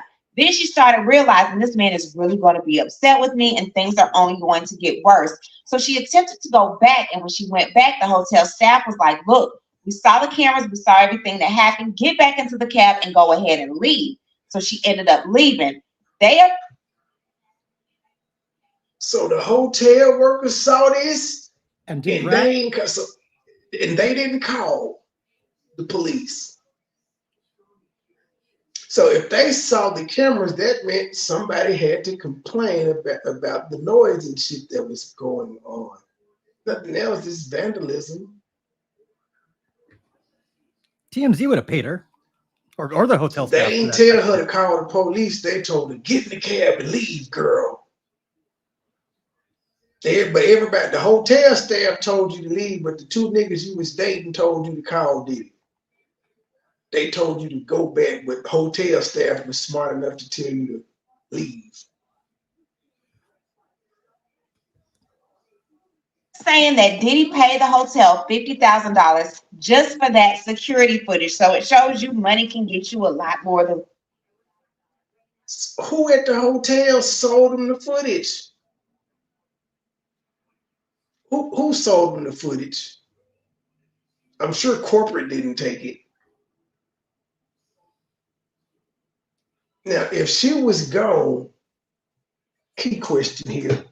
She was gone. She was told to get in the cab. How the fuck she know Pope Daddy paid $50,000 to get the tape? Because he wouldn't have known about the tape. He was gone. Saw everything that happened, get back into the cab and go ahead and leave. So she ended up leaving. They are saying that Diddy paid the hotel $50,000 just for that security footage. So it shows you money can get you a lot more than what you thought. Now, she went to go stay with one of her friends in Florida, and James Cruz, who was the president of Bad Boy Management, tracked her down and told her that her single would not come out if she did not call Diddy's phone. A woman who worked at Sony Music reached out and also gave her the same ultimatum, letting her know that her record would not come out if she did not contact Mr. Combs. He also had one of his attorneys contact her, and that lawyer told her that it was in her best interest to call Mr. Combs back. Each time she tried to run away from him, he had a powerful network of associates and friends and workers who would contact her and let. So how the fuck did she finally get away? Her know you need to go back and force her back. Now, during this time, she's losing family members, she's losing friends. No one is really wanting to hang around her anymore because not only is he being abusive to her, but he's also kind of being abusive to her friends as well. So this is the point when she's like, you know what, enough is enough. So in September of 2018, she joined him for dinner at an Italian restaurant in Malibu, California. And this dinner was supposed to be the dinner that she discussed leaving him for good. But after dinner, Mr. Combs went to her home in Malibu, California. This is a home that he paid for. He forced himself into the apartment and tried to kiss her. She kept declining, but he pushed his way right on to being with her, and he forcibly pulled off her. If you stayed at a friend's house, then you met up with him to say, I'm done with you, but you went back to the house that he owned and bought for you instead of going back to your friend's house. Just none of this shit makes sense. It's almost like she wanted it to happen then. I'm not saying that that's the case, but bro, this shit is fake. None of this shit happened. I'm not buying it. Bitch is lying. And she fucks it up for real bitches Clothing. Get in trouble. I don't get it. Absolutely. Right. Thank you, Truth. Who sits down to have a formal conversation about breaking up with a nigga that you claim has been beating you, forcing you to have orgies and all type, getting you full of drugs, as if that dinner was gonna go well? You've been claiming you couldn't leave his clutches. You thought you sitting down and saying, hey babe, this is over. Y'all were already broken up when you got with Kid Cudi. Y'all was broken up when you was shooting the movie in Cape Town. So you thought you was gonna get a different result, and still no police. No police. You got forced out. You didn't call the police because technically it was your house. He couldn't force you out. He bought it for you. No civil disturbances, no civil complaints, nothing like that. Just all her word, pretty much. Pretty much all we have to go off of is her word. You know what the sad thing is? Nowadays, when women come out with shit like that, I just automatically don't believe them. Isn't that weird? No, it's not weird because that's the society we live in. It's been the boy who cried wolf so many times, you just gotta wait. I'm actually kind of fucked up that he settled. Because it makes it easier for motherfuckers to just come out and do this. Yep. Oh, he just gonna see he don't want to be embarrassed. He gonna settle. He gonna pay me off. Which is why she did it in the first place, because she asked this man for 30 million and he said no. How much did she get? And unbuckled her back. It's probably gonna be an NDA. They didn't say. They just said she settled today, but I'm sure it's probably an NDA on it. But the unfortunate thing about the NDA is the shit's still already out there in the lawsuit. You can't elaborate on it, but those allegations are still out there.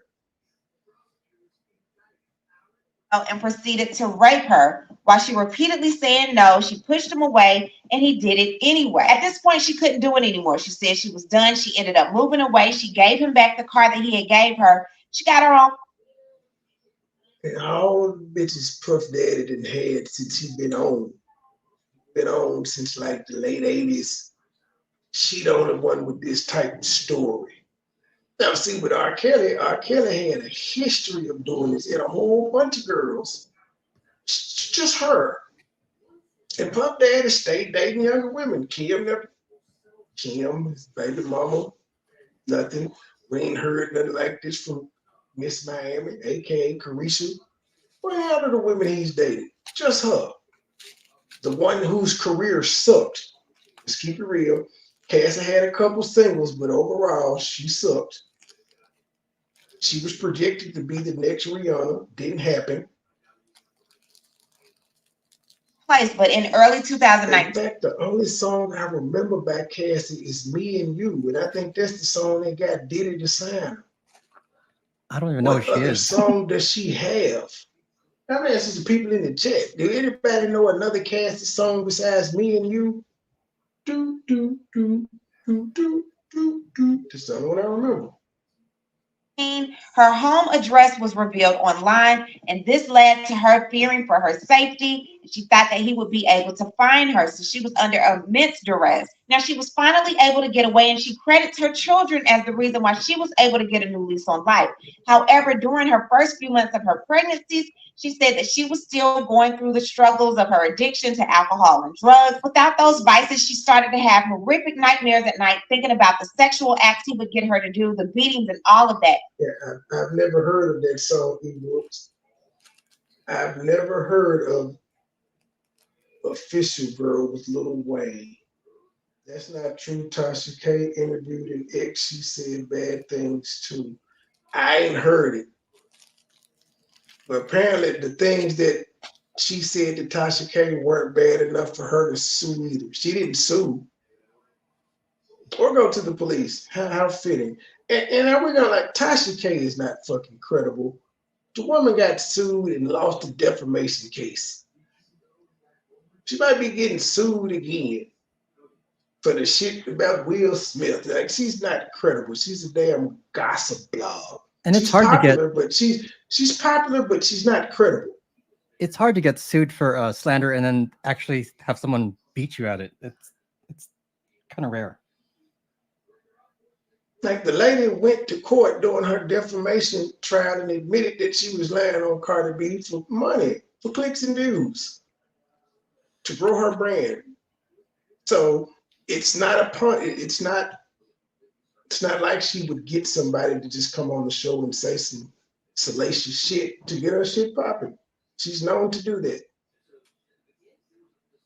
She checked herself into an inpatient treatment at a rehabilitation center, and during that time, she was.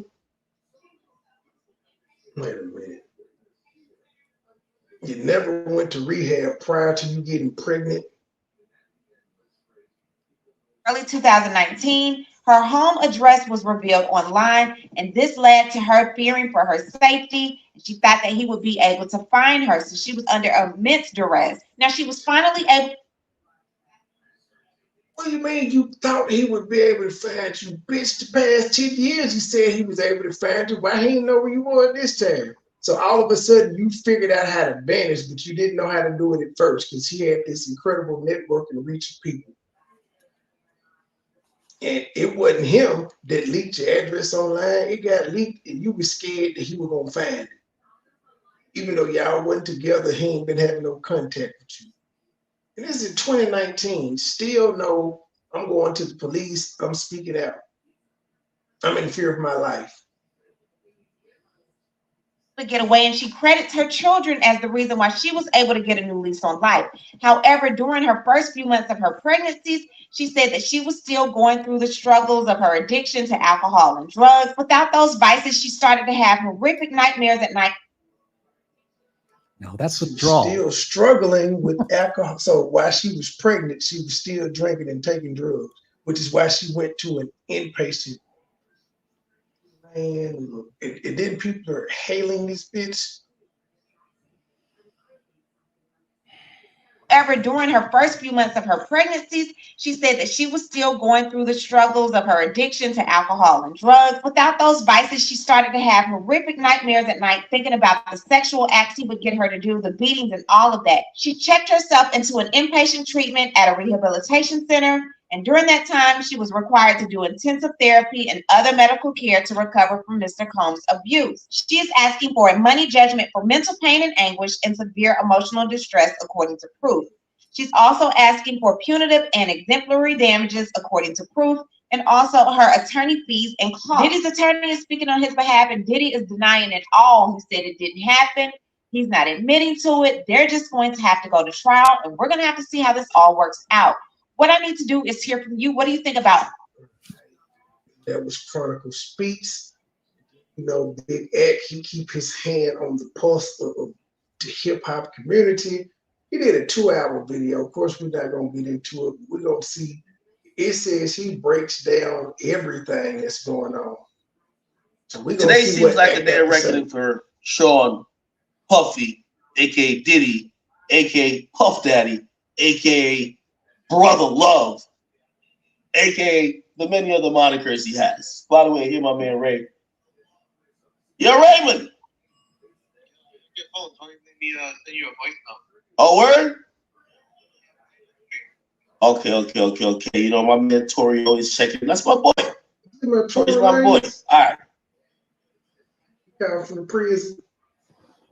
All right, real quick, before we get into Diddy, you got 50 more seconds. 50 more seconds, okay? My man Tory, you don't know, big honcho in the jail. You feel me? My boy is really, you know, he's keeping his head up high, taking his time. You know, of course, he's fighting for appeal. He's maintaining his innocence, but right now he's locked up. He just dropped the project. Oh, truth. I saw this earlier. It was a fucking story. I'm not feel like reading it though.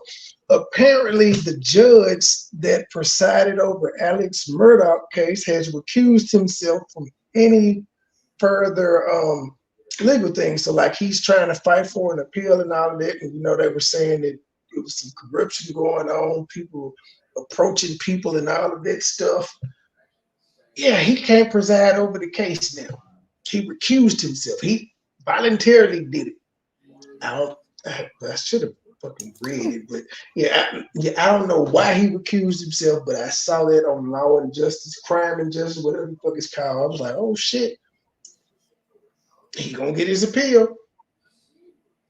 Alone in Prom, okay, the deluxe version. By the way, Alone in Prom, if you ask me, was one of the classic, nostalgic albums. I thought he did it's like an 80s rendition. Yeah, it's this new thing now that you do when you go in the studio. Like when I go in to cut my my DVR off, there's this option that says allow YouTube to place ads for you.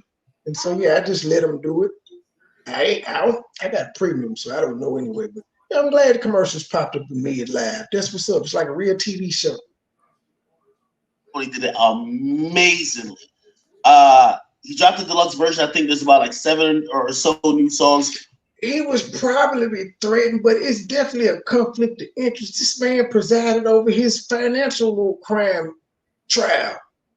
How the fuck you gonna be over just all the cases? What kind of small hick town is this where one judge just handle everything? Like my cousin Vinny. We're gonna get into that. Okay. Apparently he sent me a voice note. Let me play it. I've never heard it before. That's why Ray called me. Let me play it on stream. Act, my nigga. Much love to you, bro. I just want to let you know, my nigga. Wait, no, my bad. You already done. Appreciate you listening. Here we go. Here we go. Hey, yo, Act, my nigga. Much love to you, bro. I just want to let you know, my nigga. You don't know how to think stay already, dog. I appreciate you listening to my shit, nigga, and always just supporting the nigga when my shit come out, bro. That shit mean the world to me, my nigga. So just keep on going, keep on rocking, my nigga, and keep that shit going, bro. You already know niggas got enough love for you, dog. You done though. Yo, salute to my boy Tory, man. Yo, listen, chat. We will not get off stream before we rock out to at least a few tracks off that Tory Lanez Alone and Prime Deluxe.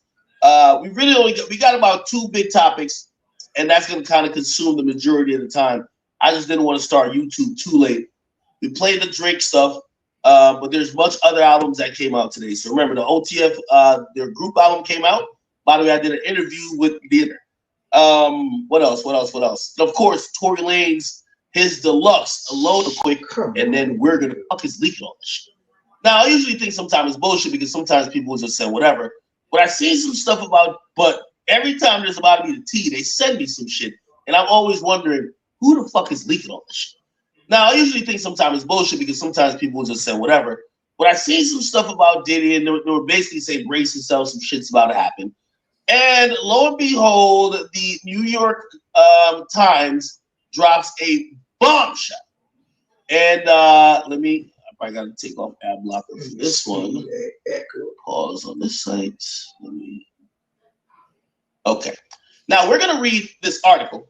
Then I have the entire lawsuit we're going to get into. Now it says that Sean Combs accused, by the way, I think he legally did change his name to Brother Love. I don't know why they refused to call him Brother Love. Apparently on his license it says Brother Love. So legally his name He just got changed to Brother Love, and this shit sound gay.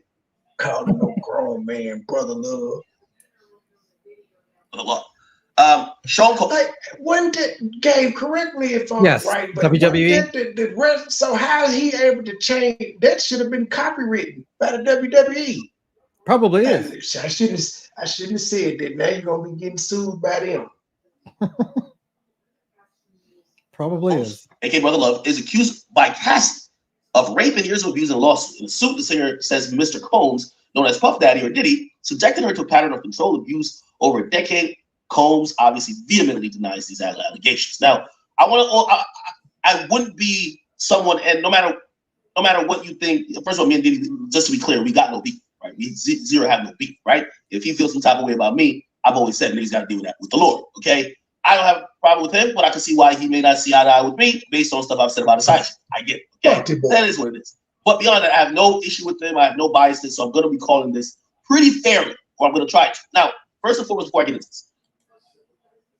this is a civil suit, which means this is for money because, and there is an open investigation. We don't know if it has to do with this, but if we're finding out this, like pretty much, what's this, like almost 7 years later or 6 years later, some of these things you're hearing, number one, may not all be true, may also be exaggerated, or may just be fabricated in order to try to get someone to pay up before it gets to this point where it's ding, ding, ding.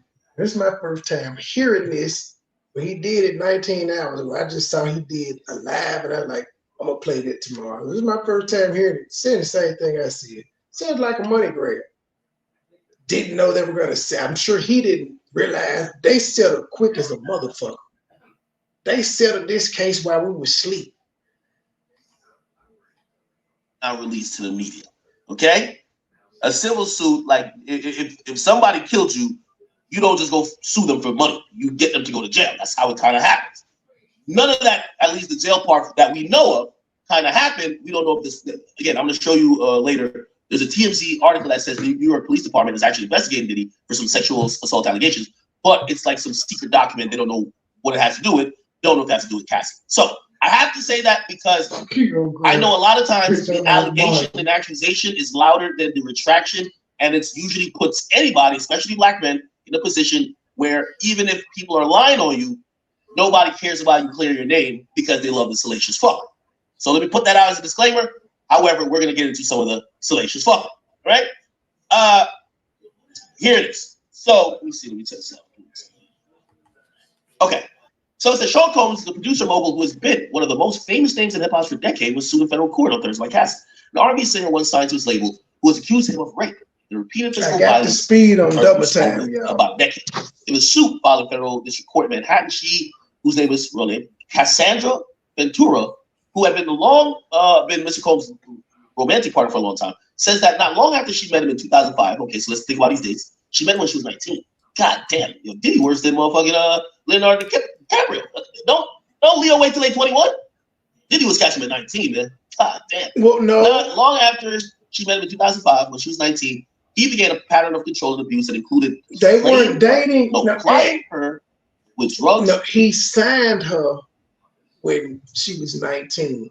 He didn't ask her out until she was 21, according to what we just heard in the federal documents. He didn't ask her out until she was 21, where he forcibly kissed her in the bathroom. Wait, no, he kissed her in the bathroom first in her 21st birthday party. Then after she didn't like the kiss and ran away, he was like, yo, Cass, you want to be my girlfriend? Her and forcing her to have sex with a succession of male prostitutes while he filmed the encounters. So essentially, they're saying Diddy was like the original Sneako. Like, did you? Because now, when we listen to Chronicle speak, she said she had to pick the men most of the time. Were these men? Did you test them? How much did y'all pay these prostitutes? You said prostitutes. It meant some money was being spent. How much did y'all pay? See, a lot of this shit she didn't go into specifics on, which is like bullshit. It's just allegations. And she been like, we gave this prostitute 10,000. We gave this one. I was like, okay, shit. She remember numbers and shit. Because there's tears to it. Could be some truth to that. Yeah, it could be some truth to it if she remembers the payments, because she was the one that had to find them. So Cassie just in niggas DMs talking about, what's up? You want this pussy? Puff Daddy gonna be there though. He must be in that country. He was allegedly. He gonna be the executive producer of this porn. He gonna be like, take that, yeah, bad boy. All up in the videos. Oh shit, he was all in the videos, dancing and shit. Yeah. I thought I told you that we won't stop. I thought I told you that we won't stop. He was Diddy bopping and shit, telling niggas to go get him breast milk. And while he filmed, that's all. Okay. In 2018, the suit says near the end of their, they have a relationship. Damn, that's a long time. Near the end of their relationship, Mr. Combs forced his way into her home and raped her. After years in silence and in darkness, Ms. Ventura said in a statement, "I am ready to tell my." How he forced himself in? Like, did he kick the door down? Like, what did you have the chain like on the door and you opened the door a little bit and he busted in, or did you let him in? How he forced himself in? That's breaking and entering. Dorian, speak up on behalf of myself for the benefit of other women who face violence and abuse in their relationship. In response, the lawyer for Mr. Combs, Ben Brack. Ma'am, if you cared about other women and other victims, you would have went to the fucking police, not straight to a lawsuit. The juror said in a statement, "I am ready to tell my story and speak up on behalf of myself for the benefit of other women who face violence and abuse in their relationship." In response, a lawyer for Mr. Combs, Ben Brackman, his name sounds familiar, it's a high-powered lawyer right here. He says Mr. Combs vehemently denies these offensive and outrageous allegations. For the last 6 months, he's been subjected to Ms. Ventura's persistent demand of $30 million under the threat of writing a damaging book about the relationship, which was unequivocally listen to persistent demand of $30 million. Pardon the lawyer here. Listen to this part. This is key. Hey, nigga, give me 30 million or I'm gonna write a book telling everything. That was before the lawsuit. I don't know if she told people that she asked him for 30 million, but that's extortion. Give me money or I'm gonna snitch on you. That is extortion. It says Mr. Combs vehemently denies these offensive and outrageous allegations. For the last 6 months, he's been subjected to Ms. Ventura's persistent. Oh, okay, so this is Puff Daddy's lawyer telling the New York Times this. Demand of $30 million. It's a high part of the lawyer right here. It says Mr. Combs vehemently denies these offensive and outrageous allegations. For the last 6 months, he's been subjected to Ms. Ventura's persistent demand of $30 million under the threat of writing a damaging book about the relationship, which was unequivocally rejected as blatant blackmail. Despite withdrawing her initial threat, she's now resorted to filing a lawsuit riddled with baseless and outrageous lies, aiming to tarnish Mr. Combs' reputation and seeking a payday. The lawyer for Cassie says the parties had spoken before the lawsuits were filed, and he offered her 8 figures to silence her. Damn, that means over $10 million, and prevent the filing of the lawsuit. She rejected his efforts. I'm going to use some critical thinking as I'm reading along here, chat. So bear with me. You're suing for $30 million. And he offered 10. But before you even filed the lawsuit, he offered you at least 10. And at least how this is said, you rejected his efforts. Like maybe you're trying to stand on business, like, yo, fuck the money. It's more about what you did to me. But there is a money amount on what you want for what he did to you. So clearly, like, did he probably offer maybe 10 to 15 million? She wanted 30. Hey, it is what it is. Cassie's case is the latest in a series of sexual assault civil lawsuits filed recently against prominent men in the industry, including against Steven Tyler of Aerosmith, the executive L.A. Reid, and Neil Portnow. Damn, Steven Aerosmith, they tried to meet to the Aerosmith singer. We gotta protect him. Because you don't want to lose a thing. L.A. Reid. Don't wanna close my eyes. Cassie's case is the latest in a series of sexual assault civil lawsuits filed recently against prominent men in the industry, including against Steven Tyler of Aerosmith, the executive L.A. Reid, and Neil Portnow, the former head of the organization behind the Grammy Awards. Mr. Portnow has denied the accusation. Mr. Tyler and Mr. Reid have not responded. Combs in 1994 founded Bad Boy in 1993, became one of the primary blah, blah, blah. Okay, cool. This is them talking about his net worth. Supposed to be $1 billion. Last year, Forbes calculated his annual earnings to be $90 million, attributing that largely to his former partnership with the liquor brand. Okay. Mr. Combs, who in his career, they tried to Me Too Kevin Spacey.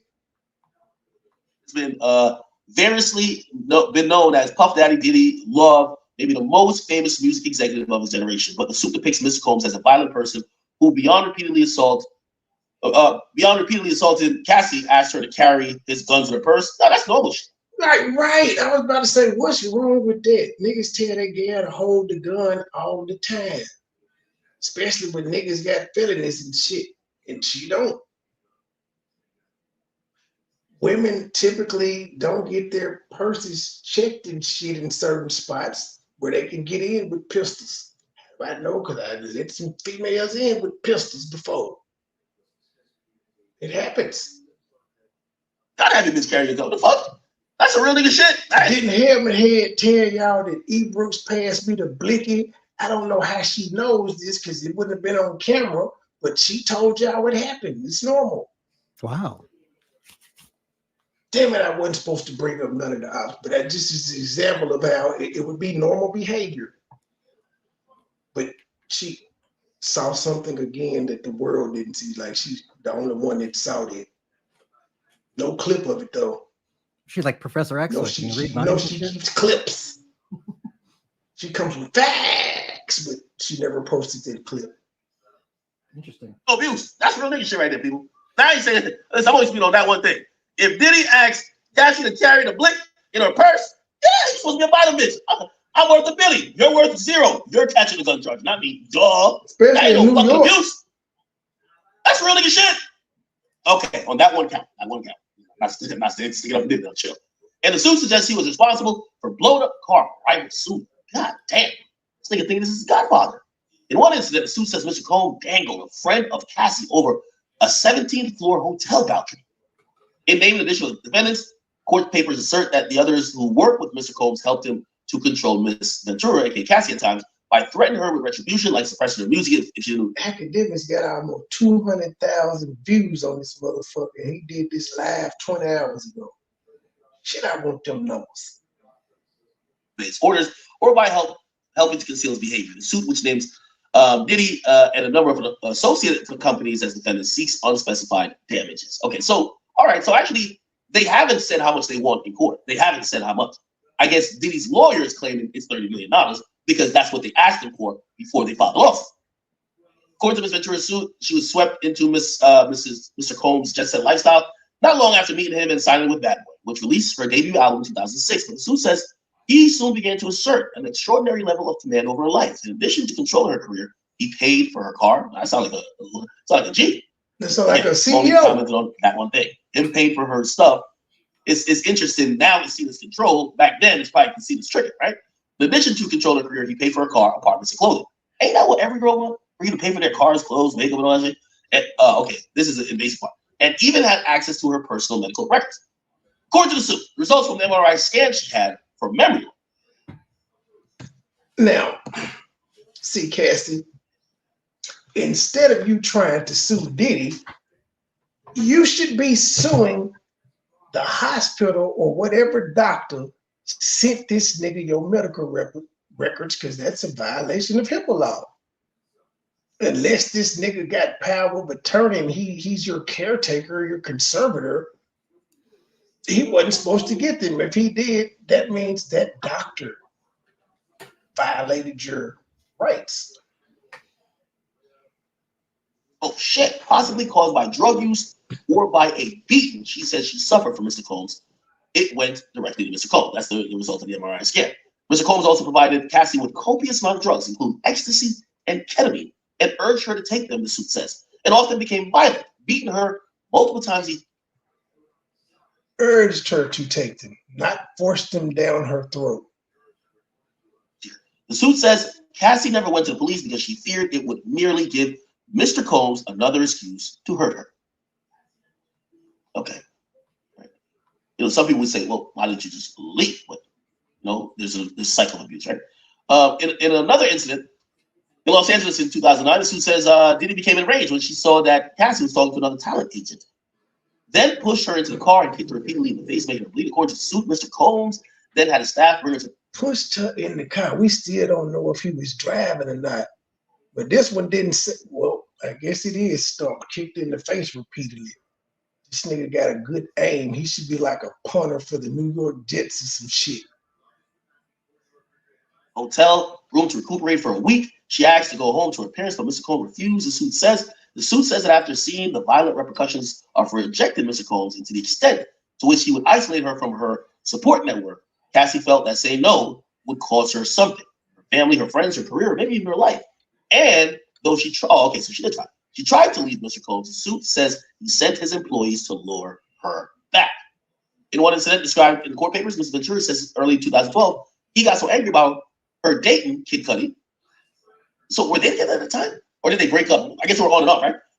So he got so angry about her dating Kid Cudi that he said he would blow up the rapper's car. Ron? It was so controlling that they were able to break up. They were off and on. At that time, the suit says Kid Cudi's car exploded in his driveway. Through a spokeswoman, Kid Cudi confirmed Cassie's account that he had a car that exploded. This is all true. A few years into Cassie's relationship with Diddy, the suit says he began coercing her to engage in a fantasy of his called voyeurism, in which she was directed to have sex with a succession of male prostitutes while Mr. Combs watched, masturbated, and took pictures and shot video. Good! I ain't gonna lie, man. Yo, you bring other niggas to fucking bitch? That's some gay shit, man. I ain't gonna hold you, dog. If you can masturbate to another nigga in your bitch, nigga, porn is one thing, man. You bring another talk-back Negro who's long dicking your bitch and you jerking off, nigga? Nah, something's up with that. Okay? I don't even think Adam 22 would do some shit like that. He white. Maybe what? I don't know. According to the suit, Diddy called these encounters freak offs, which involved costumes. You know what she didn't say though? She didn't say he was gay. She said he masturbated. There's a whole bunch of stories out here about Puff Daddy being gay and getting into some freaky shit. She didn't disclose that in her lawsuit. She just said he filmed and told him what to do and jacked off.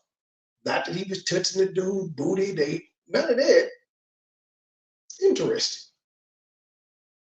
Like you would think that would be the perfect time to be gay. Rape masks, the lingerie. They continued for years, taking place at high-end hotels across the United States in Mr. Combs' homes. The suit says he instructed her to search the website of escort services to procure male sex workers. Drugs were supplied at these events, which Ms. Ventura's suit says she took because they allowed her to disassociate during these horrific encounters. According to the suit, Cassie would delete these videos from the incident, from these incidents that have been shot on her phone. But Diddy told her why you didn't have your phone out to record as evidence? So that at one point you can get me with you were scared, but having your own evidence is something else. Then there's restraining orders and things of that nature. And if the shit is so egregious, there's no bond. So you don't have to worry about him getting out. And if I'm still like, if he had all that power and control back then, he would still have it. So why would you play with this nigga asking him for $30 million? Are you not scared that he could reach out to you? Are you not scared that he could tell you to meet him somewhere to get the money and you just show up missing? So you ain't scared now. You were broken up with him several times and you went back because you were scared. But you ain't scared no more. Interesting. What changed? He's only gotten more powerful. Access to those videos, and on one flight, once made her watch a video she thought she deleted. The suit says as a result of these sexual encounters in different cities, she was a victim of sex trafficking. The suit accused Mr. Combs of sexual battery. And that's how they got the R. Kelly. Moving the girls from state to state with these. And because she said it in a federal lawsuit, that's why there's an open investigation, because it went past state shit and it's federal now. Even though she didn't set up, they still in his business. And they can move forward if they find they can get these security footage and all of that. If this shit happened, actually still be charged without her. Which would be a good thing if he actually did this shit. Watch a video she thought she deleted. The suit says as a result of these sexual encounters in different cities, she was a victim of sex trafficking. The suit accused Mr. Combs of sexual battery, sexual assault, and violations of New York City gender-motivated violence law. The suit includes several accounts of her unsuccessful attempts to escape Mr. Combs' control. In one example, the suit says during a freak-off. God damn it, that sounds nasty. A freak-off. In a Los Angeles hotel in 2016, an intoxicated Mr. Combs punched Cassie in the face, giving her a black eye. He fell asleep and she tried to leave the room. Mr. Combs woke up and followed her into the hallway, where he threw glass vases at her, sending glass shattering through the corridor. According to the court filing, the hotel security cameras captured the incident, but the suit says Mr. Combs paid the hotel $50,000 for the footage. The court filing says that in 2018, after Mr. Combs and Ms. Ventura met for dinner, he forced himself into her apartment and raped her while she repeatedly said no and tried to push him away. After that, the suit said she left him for good. She then married Alex Fine, a personal trainer, the following year, and now has 2 young children. According to the complaint, her association with Bad Boy ended in 2019. Okay, her case, like others, recent sexual assault lawsuits, is being brought under the Adult Survivors Act, a New York law that allows people who say they were victims of sexual abuse to file civil suits after the statute of limitations have expired. The 1-year window to bring cases under this law ends next week. Okay, let's see. Okay, so I guess there's a so with a week to go, she decides to pull this shit before she can't say anything anymore. She waits to the last week and hits him with it. Sounds very calculated to me. You ended your relationship with Bad Boy in 2019. We ain't heard your ass sing in forever. Well, why didn't you bring it in 2019?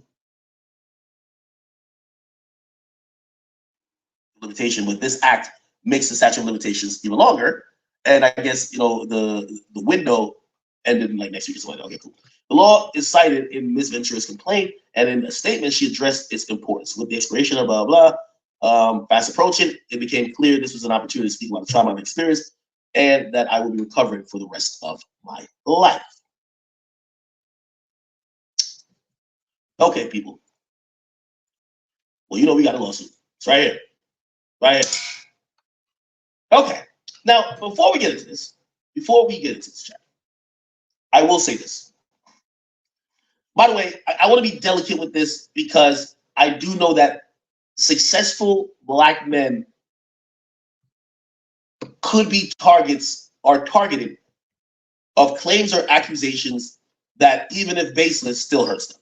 And I'm not sticking up for Diddy in the least, but understanding that I have to have some type of delicacy while discussing some of this. Now, some of these assertions I won't even say doesn't mean it's true, but we are going to be making some assumptions here. Okay, just to be very clear. For example, I do think it's odd that in the last 2 to 3 years, I believe that Diddy has completely shifted his image. His image has gotten cleaned up a lot, right? You know, Diddy's kind of been known as that playboy type of guy, whatever. While yes, some of his, you know, chauvinistic, you know, bachelor attitudes, or like, you know, him having multiple girls or a harem of girls still exist because people hear about it, know about it. His attitude towards women and people in general has changed, first and foremost. And these things that come to mind, it doesn't mean what these accusations are saying is true. It doesn't mean they're false either. Diddy recently tried to get everybody to sign NDAs. That was odd. He said, I'll give y'all all back y'all publishing. By the way, a lot of people trying to get their publishing from him for a long time. Nobody can get it back. Randomly last year, hey, that was Diddy planning for this. That was Diddy planning for this. Diddy offered publishing and other things back to everybody as long as they signed an ironclad NDA. Why? I imagine Diddy foresaw a day where this would come out and other people with maybe similar stories would try to pile on and almost create an avalanche effect to where they did to Russell Simmons. You know, that nigga live in Bali. That nigga's meditating right now. Right now, nigga. It's an Indian style nigga with that bald head of his, meditating right now, okay? They did it to L.A. Reid. They did it to a bunch of people. I could, if you guys don't remember the girl from Danity Kane talking about it, I could pull up her clip where she basically said, hey, I told all the other girls, do not sign this thing for the publishing because of this NDA thing, right? I could pull that up, but, you know, just keep that in mind. Second, Diddy changed his name to Love. Now he's all about, I'm spreading love, peace, USA. Like, you know what I mean? Like, Diddy all of a sudden is the most peaceful nigga on earth, brother love. Third of all, even when talking about a side chick, which we all know Carisha is, Diddy seems very docile. No, she can get what she wants. No, it's Carisha, anything she wants. Like, which obviously, I never thought that was his get down with women. I thought he kind of ran an ironclad show, and then these bitches get out of line, you know what I mean? So when I saw him talk about Carisha like that, I'm like, hey, maybe this nigga really, he's just a lover boy that's like just bad giving. But you could probably use all three of those things I mentioned to say that's Diddy cognizantly trying to change his image, especially as it resulted or had to do with women in the last few years. Does that make sense? Does that make sense?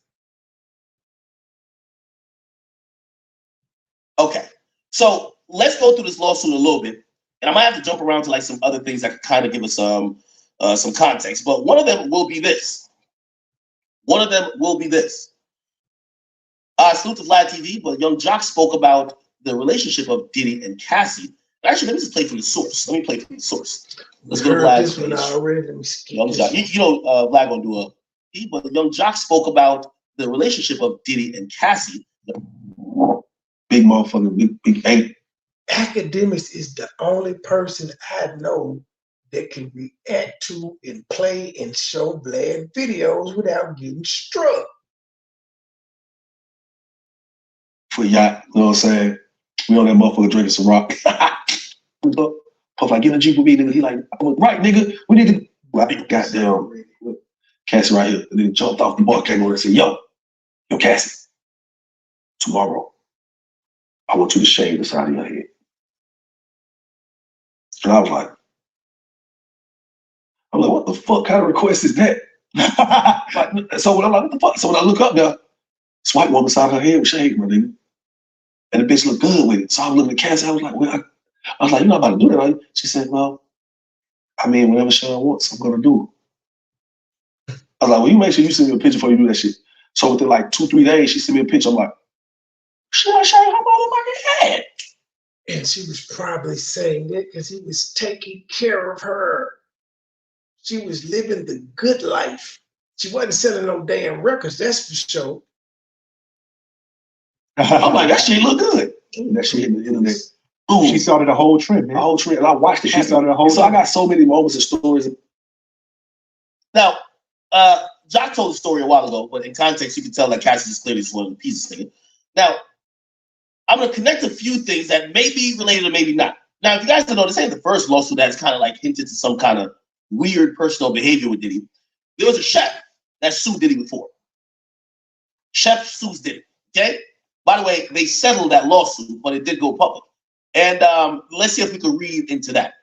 Diddy ex-chef sued, oh my God. Let's see, we got the ad blocker, they don't like it. All right, fuck it. Oh, I can disable it. Here we go, sorry. Disable it on the site, give me 1 second. And yes, we are gonna read the lawsuit. Don't you worry about it. Here we go.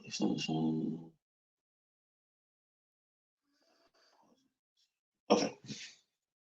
Should be good. All right. I'm trying to get the. Okay. Here it is. Okay. In her lawsuit, blah, blah, blah, yes, Diddy was 47 at the time. She alleged she would work long hours, blah, blah, blah. Okay. That's not the crazy part. She alleged she was exposed to harassment in the hostile work environment. Example, 2015, she arrived late because blah, blah. He was present with the house guest Gina, and he yelled at her and then asked, can't she have company? Okay, that's not that crazy. Then, okay. She said that when she finished making breakfast, she brought the food to Diddy's bedroom and knocked first, then entered to set a meal. Upon entering, I noticed Mr. Combs and his guests indisposed and engaged in sexual act. Debut album was August 26, 2006. First week, 100,000. Then they said of April 2008, the album had sold 321,000 copies. And as of 2010, it sold 650,000. She ain't even, she never had a platinum record. She hasn't even cracked 1 million yet. Yeah, that's it. She didn't have a platinum record, so that's why she was willing to do anything she wanted, because he was losing money on her having her signed to the record label, but he still was. She got the girlfriend treatment as a non-selling artist. Definitely, that's fucking a bonus for her. 4 years, and the album only sold 650,000 copies worldwide.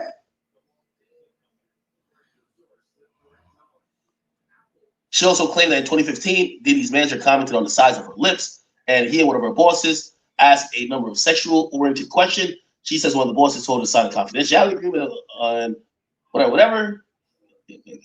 I thought there was some more shit where she was like, yo, Diddy pulled his dick out or some shit like that. Like, just whip that bitch out when she was sending the food. Oh, maybe I can find it better. Summary, 650,000. Oh, yeah. The chef said that Diddy asked her to serve him snacks while he had sex. Okay, good. I will just use the TMZ article. Thank you. He said what? Asked her to serve him snacks while he had sex. She sued him for saying, hey, I like to fuck on a full stomach. Can you bring me some snacks?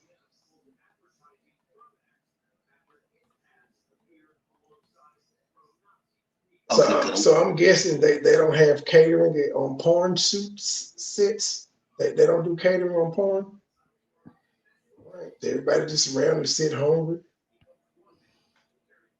Just use the TMZ article. Thank you. All right. Yeah, Diddy had his personal chef whip up meals right after he had sex. He wasn't shy about showing off his manhood when she entered the room. The documents taken by TMZ, she was regularly summoned to serve Diddy and his guests while they were engaged in or immediately following sexual activity. She says at least on one occasion. Diddy was still naked when she entered the room and asked if she liked what she saw. The suit makes it seem like Diddy was recreating Caligula in his LA mansion. She says another time, one of his buddies approached her in the kitchen while he was nude, and asked her to check out his dick. She said she complained about sexual harassment to Diddy's assistant, and as a result was set up by another staffer to make it look like she stole one of his watches. According to the suit, she was fired with a string attached. She signed the exit agreement, waiving all the rights to sue Diddy. She wouldn't be prosecuted. She said she refused to sign and was terminated a year ago. Okay, so Diddy's kind of notorious with these NDAs and whatever going on. But okay, let's go back. So here's the lawsuit, and we're gonna kind of break all of this shit down. Okay, so let's start. This is some preliminary statements. Defendant Diddy is a rapper and record executive, popularly known by the names Diddy, Puff Daddy, or P. Diddy. Came into fame. Okay, we all know that. Shout out to the 20 subs. The truth, however, is that Cassie was held down by Diddy and endured over a decade of his violent behavior and disturbed demands. From Ms. Ventura, the dark times were those she spent trapped by Mr. Combs in a cycle of abuse, violence, and sex trafficking, among other violent, unlawful acts.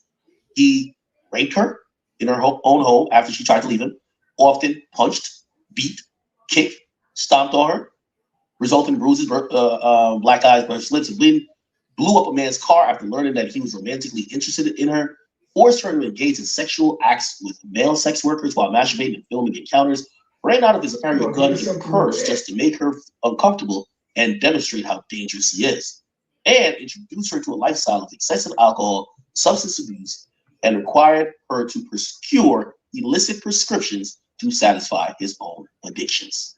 Wow, that's a lot. That's a lot. Miss Ventura met him in 2005. She was 19. Okay, cool. I want to get to some more information that wasn't in the LA Times article we read. Throughout the relationship, he was prone to uncontrolled rage and frequently beat her savagely. These beatings were witnessed by his staff and employees of Bad Boy Entertainment and Mr. Combs related businesses. Now, here's the interesting part, and let's start connecting a few dots. For what we know, there hasn't been any criminal complaints thus far about any of this behavior. Allegedly, everybody who came in the Bad Boy system then left the Bad Boy system as employees all signed NDAs, which means they have to shut the fuck up. They probably got a little bonus, but they cannot speak up, write a book, nothing of the sort to disparage Mr. Combs. Now, this is why there's an interesting thing happening, right? And let's go back to TMZ. If you go to TMZ, there's a new article up there that says Diddy is the subject of a NYPD criminal investigation, and it apparently involves sexual assault. Let's read this real quick. By the way, this was printed today at, it looks like 9 p.m. Okay? Look, 9 p.m. Eastern time. Diddy is the subject of a secret NYPD investigation, and although it's unclear if his ex, Cassie, made a criminal complaint, there's strong evidence that it involves sexual assault. They tell TMZ there's an open case with the name Sean Combs. We're told it's an active case. Active. Okay? So it's not something that was clear. But the case file has been locked, which means it's a sensitive case where access is restricted. As we reported, Cassie has filed an explosive federal lawsuit which alleges rape and human trafficking, among other accusations. We inquired about the case at NYPD, and they responded with a statement. The NYPD takes sexual assault and rape case extremely serious and urges anyone who has been a victim to file police report so we can perform a comprehensive investigation and offer support and services to survivors. It was seen based on the statement, not only is this a sexual assault case, but the NYPD is actively looking for other alleged victims. They might be trying to argue Weinstein this thing. Like, let's get all the people it's a witch hunt. Get them on one big, criminal complaint and sink this thing. We contacted other law enforcement in numerous jurisdictions Cassie mentions in her complaint, including Miami, Beverly Hills, Los Angeles, and at every juncture, we got the same reply. No police report has been filed as it pertains to Cassie or Diddy, and no investigation has been launched. Now, that's interesting. I don't know if those police precincts would be at liberty to discuss that with the media, like TMZ, even though TMZ is pretty crafty with getting sources. But here's the thing, I think Los Angeles is— oh wait, shit! I almost forgot a story. See, that was just interesting. He was saying that police was talking in CMZ. I almost forgot to play this. Hold on, y'all. This is the one I told y'all about last night about the Ring doorbell and them getting sued. Hold on, here we go. I almost forgot about this one. Are you okay? Oh my God, you got your life card, so you got your life card. Kelly Oubre walking in the house with his bike. There are so many layers to the story. Let's jump right in. The man you saw is Kelly Oubre Jr., who plays basketball professionally for the Philadelphia 76ers. One may be asking, how did TMZ get this footage? Breaking news. Federal Trade Commission alleges in a suit that Amazon employees spied on Ring users. The DOJ also took aim at Ring security cameras, alleging the company gave Federal Trade Commission alleges in a suit that Amazon workers spied on customers. That Amazon employees spied on Ring users. The DOJ also took aim at Ring security cameras, alleging the company gave every employee full access to every customer video, saying that before July 2017, Ring did not impose any technical or procedural restrictions on employees' ability to download, save, or transfer customers' videos. First, the Ring doorbell. You know the Ring doorbell. Maybe you have a Ring doorbell. Turns out Amazon has to pay nearly $6 million as part of a settlement with the FTC, which says the company let workers and contractors access people's videos when it wasn't totally necessary for them to do their jobs. If you thought that was bad, trust me, it gets worse. Politico would report last year, Amazon, which bought Ring in 2018, did their users a grave disservice, handing over footage to police without... Amazon handed Ring video doorbell footage to police without owner's permission at least 11 times so far this year. Figure that highlights the unfettered access the company is giving police to doorsteps across the country. The owner's permission. How did we find out about this? The latest alarm is being raised by Massachusetts Senator Ed Markey. He's been investigating Amazon-owned home security company Ring. Brian Huseman, Amazon's vice president of public policy, was then confronted by Markey. Ed Markey wrote to Amazon asking it to both clarify Ring's ever-expanding relationship with the American police, who've increasingly come to rely on the company's growing residential surveillance dragnet, and come to commit to a raft of policy reforms. But that's really not what we saw. In a July 1st response from Brian Huseman, who's Amazon's vice president of public policy, the company declined to permanently agree to any of them, including never accept financial contributions from policing agencies, never allow immigration enforcement agencies to request Ring recordings, and never participate in police sting operations. But you'll notice that this leaves a pretty wide range of videos that the police can turn over. Huseman also disclosed that Ring now lets 2,161 police departments use its Neighbors app, 5 times more than it did in November 2019. Law enforcement officials can use the app to issue alerts and request videos. A report from NBC Washington in July of this year informed everybody Ring now has more than 2,500 partnerships with local law enforcement agencies. The program has come under fire by some social justice and digital rights groups who feel it unfairly targets communities of color. And you wonder why Ring is giving away free and discounted doorbells in cities across the country. It's because they've advocated that law enforcement encourage citizens to purchase cameras. Oh, and by the way, while we're at it, half of the FTC claiming that for years, Amazon kept Alexa voice recordings from both adults and children under the age of 13, calling the practice unlawful. Also, Alexa. Amazon now has to fork over something like $25 million to settle allegations that Alexa violated the privacy rights of kids. The FTC says Amazon kept voice and location information of younger users for years. Now back to Oubre. There's a report that he was involved, being the victim, allegedly, of a hit and run. Fox 29 Philadelphia included a police statement that the driver's side mirror on a silver car clipped Oubre when he crossed Spruce and Hicks Street in Center City. He is said to have suffered a broken rib, lacerations, and other injuries. Cops in Philly are saying that they haven't found evidence yet of a hit and run. We'll continue monitoring Oubre's status. The bigger picture here, though, is Ring and TMZ and sources within law enforcement. Let's just connect it. We have now informed you of the lawsuits that Amazon has had against them by the FTC. They have a partnership with police departments where the police, my opinion, have almost free reign. Now, they will say in their statements, it is for emergency purposes only to assist with the police. Do we buy it? Considering what we have seen from the police, considering what we have taken in from police statements, you could even go to what was the most prolific case of police brutality in the last few years? George Floyd. Go back and look at what the initial police statement was. And then contrast that with the videos that we saw. Do I think that the police at Amazon are going to be good, upstanding folk? No, because it doesn't benefit them. Both of these entities have a lust for not only control of the marketplace, but power. And that is what they are exerting. Now with TMZ, look, we all have our, let's call it a relationship with the outlet. We know when TMZ is on a celebrity's passing, they have like a 99.99999% success rate. In order to do their job a lot of the times, they, in their statements and articles, will say they have sources within police departments. What I'm saying is they have that source in the Philadelphia Police Department. And in my opinion, they overplayed their hand. How else would they get this Ring camera? How? You tell me. Yeah, because TMZ put it out. I had to play that. It sparked something in my head when I heard him, academics, say something about police, TMZ, and sources. Investigation has been launched. Now, that's interesting. I would have, those police precincts would be at liberty to discuss that with the media, like TMZ, even though TMZ is pretty like crafty with getting sources. But here's the thing: I think Los Angeles is pretty much where a lot of people claim the fuckery with Diddy happened. Like he had this LA mansion, and it was a freak fest. You know what I mean? Like he was bringing people in from LA to fuck the girls. Yo, look how beautiful Cassie is. Yo, niggas be sick, man. Like, again, I don't know if I believe all this shit. You know, again, this is he said, she said at this point. Obviously, you're gonna have to take a personal opinion if you want to believe it or not. But look how beautiful this girl is. Why would you want another nigga to fuck your bitch? Like, this shit like be bothering my mind. Why the hell would you be like, yo, me fucking her is not enough?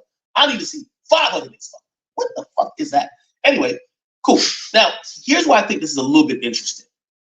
I believe this is a little bit interesting that that there is a criminal investigation happening now, because I think that's the only thing that could go around all these NDAs that Diddy has allegedly had so many people sign. Because in an NDA, people would be under the pressure of Diddy suing them or something else happening to them because they signed this shut up clause, which is the NDA. However, if it's a criminal investigation and whatever they have to say is going to be important to said criminal investigation, they're good. So I'm wondering if they kind of open this up, right, to kind of lure other people out who may have been silenced by NDAs and other things. You know what I'm saying? So I do believe that this NYPD case is probably hoping to, you know, flush out the rest of the victims. You know what I mean? Somebody said she said he had sex with dudes. Well, we'll see because we're reading the lawsuit. But I'm only bringing this up because you're going to keep hearing NDAs. And the only thing, or one of the things that usually helps alleviates people shutting up because of an NDA is a investigation by the police, right? Okay, here we go. Yeah. So beatings. So again, for example, if the beatings were witnessed by Mr. Combs' staff and employees of Bad Boy Entertainment, that means they're witnesses, right? But of course, they all have NDAs. So now that the investigation has been opened up, these people could speak at liberty to the cops. Like, hey, yeah, I see them beat her ass. I see them, you know, do whatever. I don't think that's. I don't know if it's true or not. The NDA means you can't talk about it ever. That means you violated the NDA. Police investigation or not, you violated it and you got to pay that money back. They said no one would speak up against their frightening and ferocious boss. Following these episodes of horrific abuse, he would immediately attempt to hide her and hide evidence of his violent rage. He often showered with his following the incidents, a typical pattern of behavior by serial abusers. In addition to the physical assaults, he frequently reminded her of his ability to cause serious harm, whether by requiring her to carry his gun in her purse, or by blowing up the car of a musician that was romantically interested in her. At an insult to injury, he used illegal substances and threats of violence to force her into repeated unwanted sexual encounters with male sex workers. Over the years, Diddy abused her physically and sexually. She again tried to escape. Every time she hid, his vast network of corporations and affiliated entities found her, and for those who work for Mr. Combs' companies, implored her. Except for that time she disappeared and her address was dropped, and he ain't tried to contact her. To return to him. Many went as far to implicitly state that her failure to return would hinder her success in the entertainment industry. When she finally believed she separated from her longtime abuser, she joined Mr. Combs for dinner, after which he, well, if you were trying to get away from him for so long, why would you join a nigga for dinner? Okay, whatever. She joined him for dinner, after which he forced her into her home. Okay, so he forced her into her home and then raped her while she repeatedly said no and pushed him away. She's not fully escaped him, but the harm of the assault will last forever. Okay, all right, cool. All right, here's the parties. So defendant Sean Combs as Diddy, Bad Boy Entertainment is being sued. Bad Boy Records LLC is being sued. Epic Records is being sued. Okay. Combs Enterprises is being sued. By the way, the liquor brand that Diddy has falls up under here. So all the money that Diddy got from Ciroc or De Leon comes through here, this company. Okay. His music money comes through here. And I think this is a subsidiary of Bad Boy Entertainment, to be honest. Yeah. Okay. And defendant dope corporations 1 to 10 are other corporations and entities affiliated and associated with Mr. Combs or the defendant's corporations. Okay, cool. And some were employees at all relevant times. There were employees of the plaintiff. Okay, cool. All right. So factual allegations. Let's do this. Cassie met him in late 2005 or early 2006 after he heard her first single played at a club and he expressed interest in signing her to his label. At the time, she was 19. He was 37. Okay. Is that odd or is that like normal? It's normal. Okay. Within months, in February 2006, she signed a 10-album deal? What the fuck? See, everybody, any man that hears that is like, that's weird as fuck. A 10-year deal? It's got to be some fuckery going on in it. Like, how many albums are you required to drop? Yeah, he was definitely a fucker. If you sign somebody to a 10-album deal, that means, nigga, you ain't never gonna be free. Yeah, he was definitely a fucker. Nigga, you basically signed up for the rest of her life. Like that's all her good years from 19 to 29. Yep. Prime years. And she only sold 620 some albums. Her other album, I don't think how many albums? I don't think she dropped number 2 albums. Her whole musical career, I think she's only dropped 2 albums. One of Bad Boy did the first one. The other one came under Warner Music Group. Well, she's done 3. Some came under Warner Music Group, and then the other one came out under B something records, Be Ready Records, or some shit. She'd be lucky she got a second. I don't know if you know how they usually. Shit, she was still in a 10-year deal for the second album. Oh yeah, that's true. In 2006. Damn. It took her 10 years to drop a second album. She was too busy being his girlfriend. She didn't have to sing. Schedule albums. But when you hear 10-album deal, at minimum, it's 10 years. Because they usually call an album like a term or whatever the case is. And they usually put it into writing that you're only allowed to drop 1 per year at minimum. Back in the day, sometimes they might say 1. Unless you did a double disc, that's how you can escape double disc. That's usually for like live shit. Right? Which again, you put a time limit on that. Extrapolated. At minimum, he signed her at 19. She wasn't going to be free till she was 30. Right? Her first album, Cassie, was released 2006. Debuted at number 4 on the US Billboard. Now, this is probably the power of Diddy as well. Diddy is such a great promoter, and also like he has such a huge stake in the music industry that shit. Of course, you don't want to sign to Diddy because if Diddy really wants your shit to go, your shit is gonna go. To promote the album, she made appearances on MTV Total TRL, BET 106 Park. She suffered from significant performance anxiety during these appearances, and press outlets were highly critical of her performances on the show. He sought to rehabilitate his newly signed talent, telling MTV, "You can hear the nervousness in her voice." And to be honest with you, I kind of smiled at it because it made me really appreciate what I love about her. She's a regular person. It just made me appreciate that she got nervous. It was kind of cute to me. To be honest, you got to understand that success for her is coming out of nowhere. It's so huge. And sometimes everybody handles it differently. While clearly paternalistic in noting that it was cute to him, how regular Miss Ventura appeared, his comments rang true to some extent alongside the Bad Boy.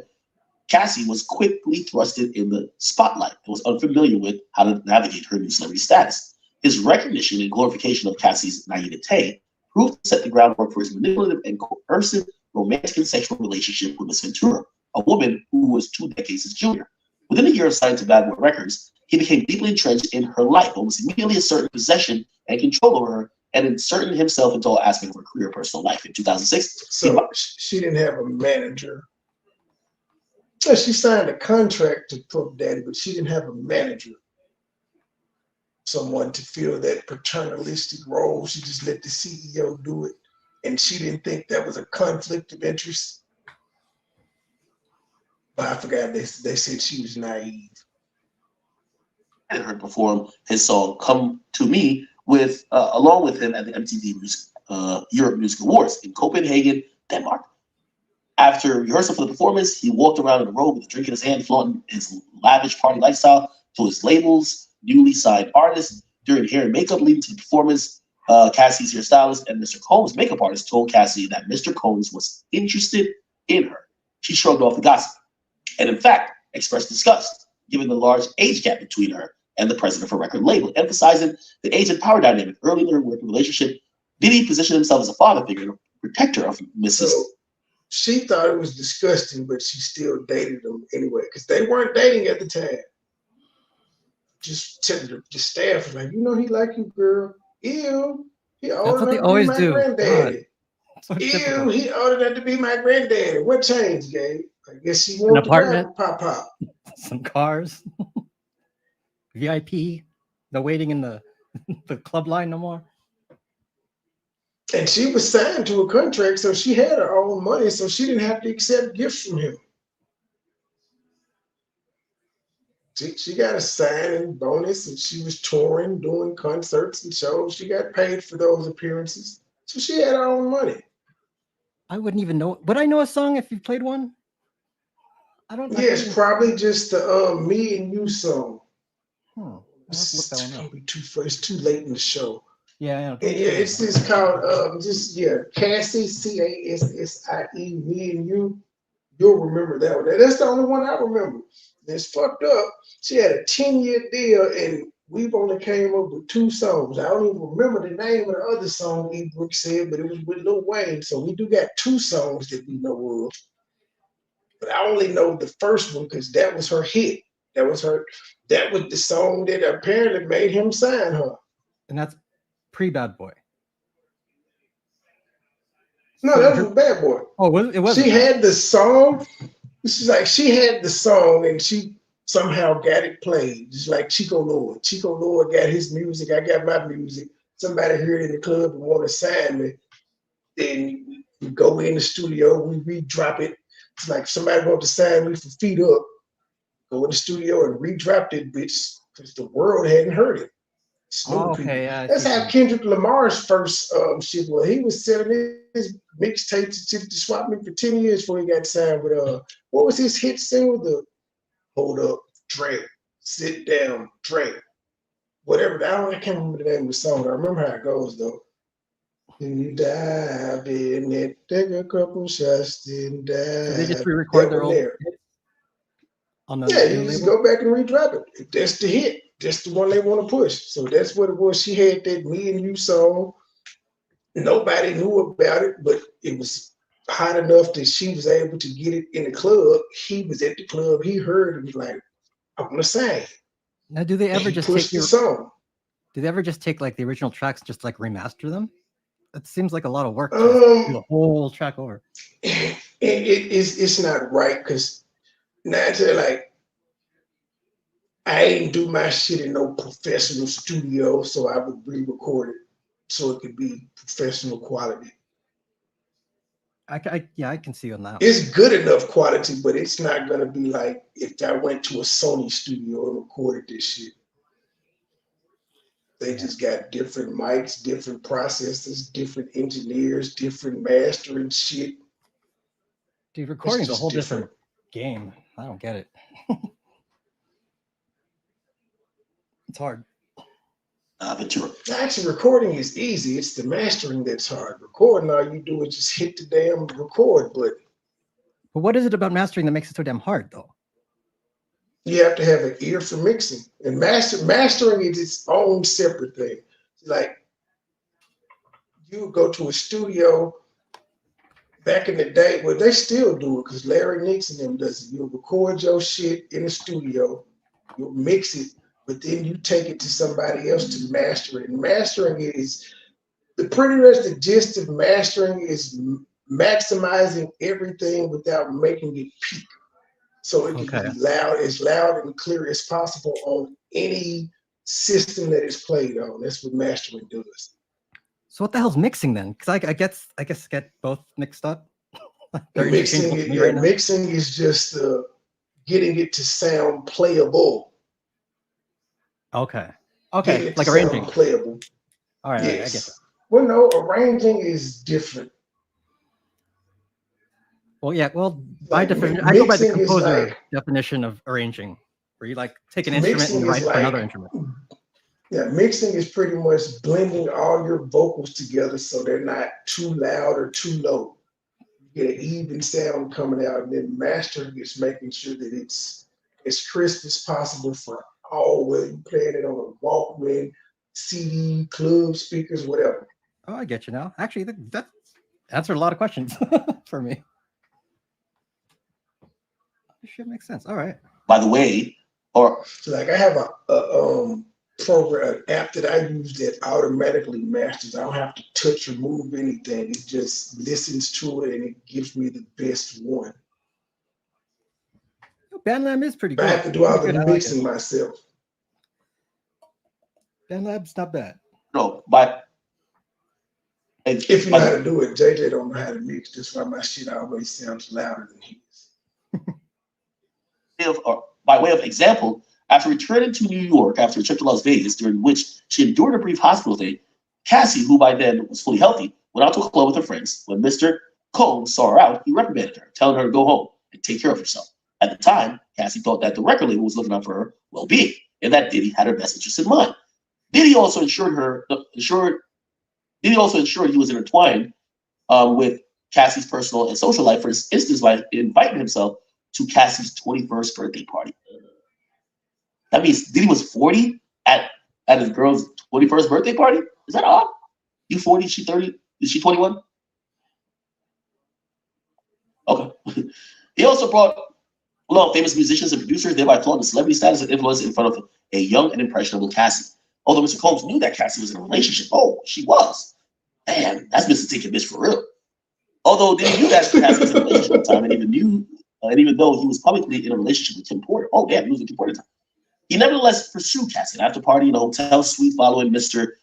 Cassie's 21st birthday party, Diddy pulled Cassie into a bathroom and forcibly kissed her. Cassie did not consent to his own to contact. She immediately ran out of the bathroom and the hotel suite and cried. She even told her best friend at the time about what happened, was too scared to tell anyone else in Miami. For her album, and when Ms. Ventura asked what. Actors finna read the whole 35 pages. That's what Chronicle Streets didn't do. That's why I'm kind of bored hearing this. I'm gonna share this. I stopped at the 49-minute mark on this video. It's 2 hours and 13 minutes long. I'm about to share it on my community post. Y'all can go hear the rest. I'm about to go to sleep. I was a bit tired. Y'all got anything else? No, not much. I guess I got to come back tomorrow because it's going to be E. Brooks and them said it in the chat, so apparently it was heard somewhere. I'm going to see if I can find out what's going on with this the settlement, see if we got any details on that. We'll do that, and we're going to do this, what's the nigga name? Wayne, the kid murderer in ATL, and actually I'm going to see if I can. Tommy was back there. He was a kid back then. I'm gonna reach out to him and see if I can get him to come in and speak on how the people felt around that time, since he was one of them. What is this guy's name? Wayne Williams. Yep. So I'm gonna work on that for tomorrow's show. Good shit. That's about all I got. Right. Shit, people. What else do you want? Man, I created this background too, man. I created this one myself. Oh, we still in graphic wars? Yeah, we go. Yes, we in graphic wars. It's competition. Yes, so there's something. I'm gonna have something new tomorrow. I'm gonna go into my little editing tool and see what cool effects I can find. Yep, created that with myself.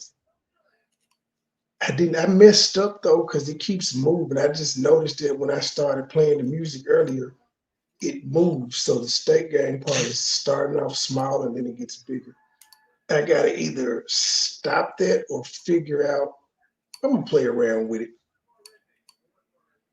Editing's a bitch. I'm barely learning it. Yeah, editing is very time consuming. Especially if you want to add in sound effects and pop-ups and all that shit, which is why I don't do it that often. Which is what I want to do, so it makes it even like harder.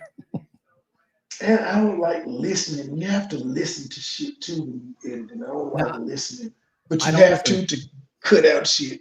I get it transcribed. Fuck listening.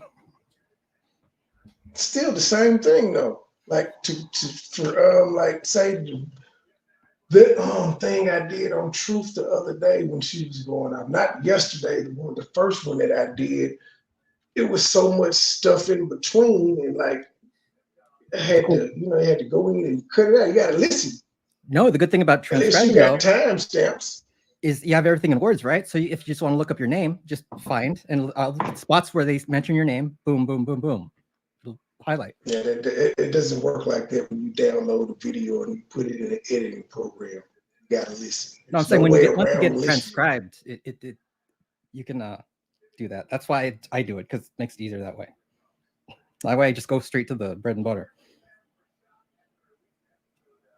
I mean, it's time consuming to get that done, but it's also saves a lot of time too. Nah, I guess I'm old school. I just got to sit there and listen to it and be like, ooh. And that's why I fucked up the other day, even on my editing of the sheet. She just like, fuck, I forgot a part. I realized now I forgot a part, so I just had to go back and do a screen record and upload that part. Because I was listening, but I cut it off too early because I remembered most of the shit because I was in the show. Yeah, it's a bitch. Anyhow. Well, all right, ladies and gentlemen, we'll see y'all tomorrow. Enjoy y'all Saturday morning. Truth, you owe us a live in the morning, man. You don't get to just take days off like that. You did not clear this with human resources. You ain't got no PTO or nothing left. So yeah, we know you sick, but we don't care. Yeah, come to work. It's company over everything. What song am I playing? Oh, fuck it. We out, y'all. Peace. No, niggas don't talk no more. Niggas don't walk no more. Niggas don't want no smoke. They saying my name, look in the mirror, shout it 3 times and I might appear. These niggas is lame, die for the fame. Rerouted my ship like a buccaneer. I play my position, trust my intuition. Move when it's time like the minute hand. I'm snoozing the clock, I be tired, man. I run up the check like a Nike fan. I get it to go, I Uber my eats. Bread on the move, the debit truck. Say what you want, I'm making my plays. I'm deaf to the drama, I don't give a fuck. I blocked out the chatter, my pockets got fatter. I'm serving them up like a tennis ball. I'm close to the net, I can't hear it all. I'm killing them easily, fentanyl. I carry my cannon cause niggas be plotting. Watching and planning, they wildin' out. You thinking it's sweet, get tricked off the streets. No pussy, they be only dialing out. The harder the head, the softer the air. Grandmama told you, go take a seat. I'm pitching my pennies, I wanted a bender. You rapping and broke, boy talking cheap. Speaking in riddles, your vocab is little. Passing out threats like a python. What you saying is cap, tag on your head. Shooting your code with a price gun. They claiming they grown, but ain't got their own. A clone with a phone, pocket down. In all of the movies, the villain gon' die. Him all alone, Joker smile. No, nigga don't talk no more. Niggas don't walk no more. Niggas don't joke no more. No, niggas don't talk no more. Niggas don't walk no more. Niggas don't want no smoke. No, niggas don't talk no more. Niggas don't walk no more. Niggas don't joke no more. No, niggas don't talk no more. Niggas don't walk no more. Niggas don't want no smoke. His mama died, he apologized. He's not who he's televised. I tell a lie, just a lie. His pants on fire, no lie. Fuck friends, fuck family. Fuck niggas, a lot of enemies. He go back and forth with the best of them. Straight drop, he tested them. All my niggas, they gang bang. If you don't see me with them insane gang. Number 1 rule, no hating, man. Niggas mad about donations, man. No. JJ ain't pull up yet. Nike on my feet, he ain't got no check. Pussy ass niggas still living no smoke. Don't want no more. Certified student, grip the Mac like a pro. Posted up, pocket full of dimes at the store. Mr. Double Up, got nothing for the low. Close out, sell, everything gotta go. Yes, sir, everything gotta go. I used to be cool with a nigga from the south, but he always run his mouth packing just like a hoe. Now what, bitch? Put it all on the floor. Better watch your mouth, cause you know you a hoe. Dressing all black, 3 killers at the door. Make a ghost at the mob, bitch. I really want to smoke. Now what, nigga? You a pussy, you a joke. Setting 4 shots like a nigga with a boat. Dressing all black, 3 killers at the door. Make a ghost at the mob, bitch. I really want to smoke. Stick game. No, nigga don't talk no more. Nigga don't walk no more. Niggas don't joke no more. No, niggas don't talk no more. Niggas don't walk no more. Niggas don't want no smoke. No, niggas don't talk no more. Niggas don't walk no more. Niggas don't joke no more. No, niggas don't talk no more.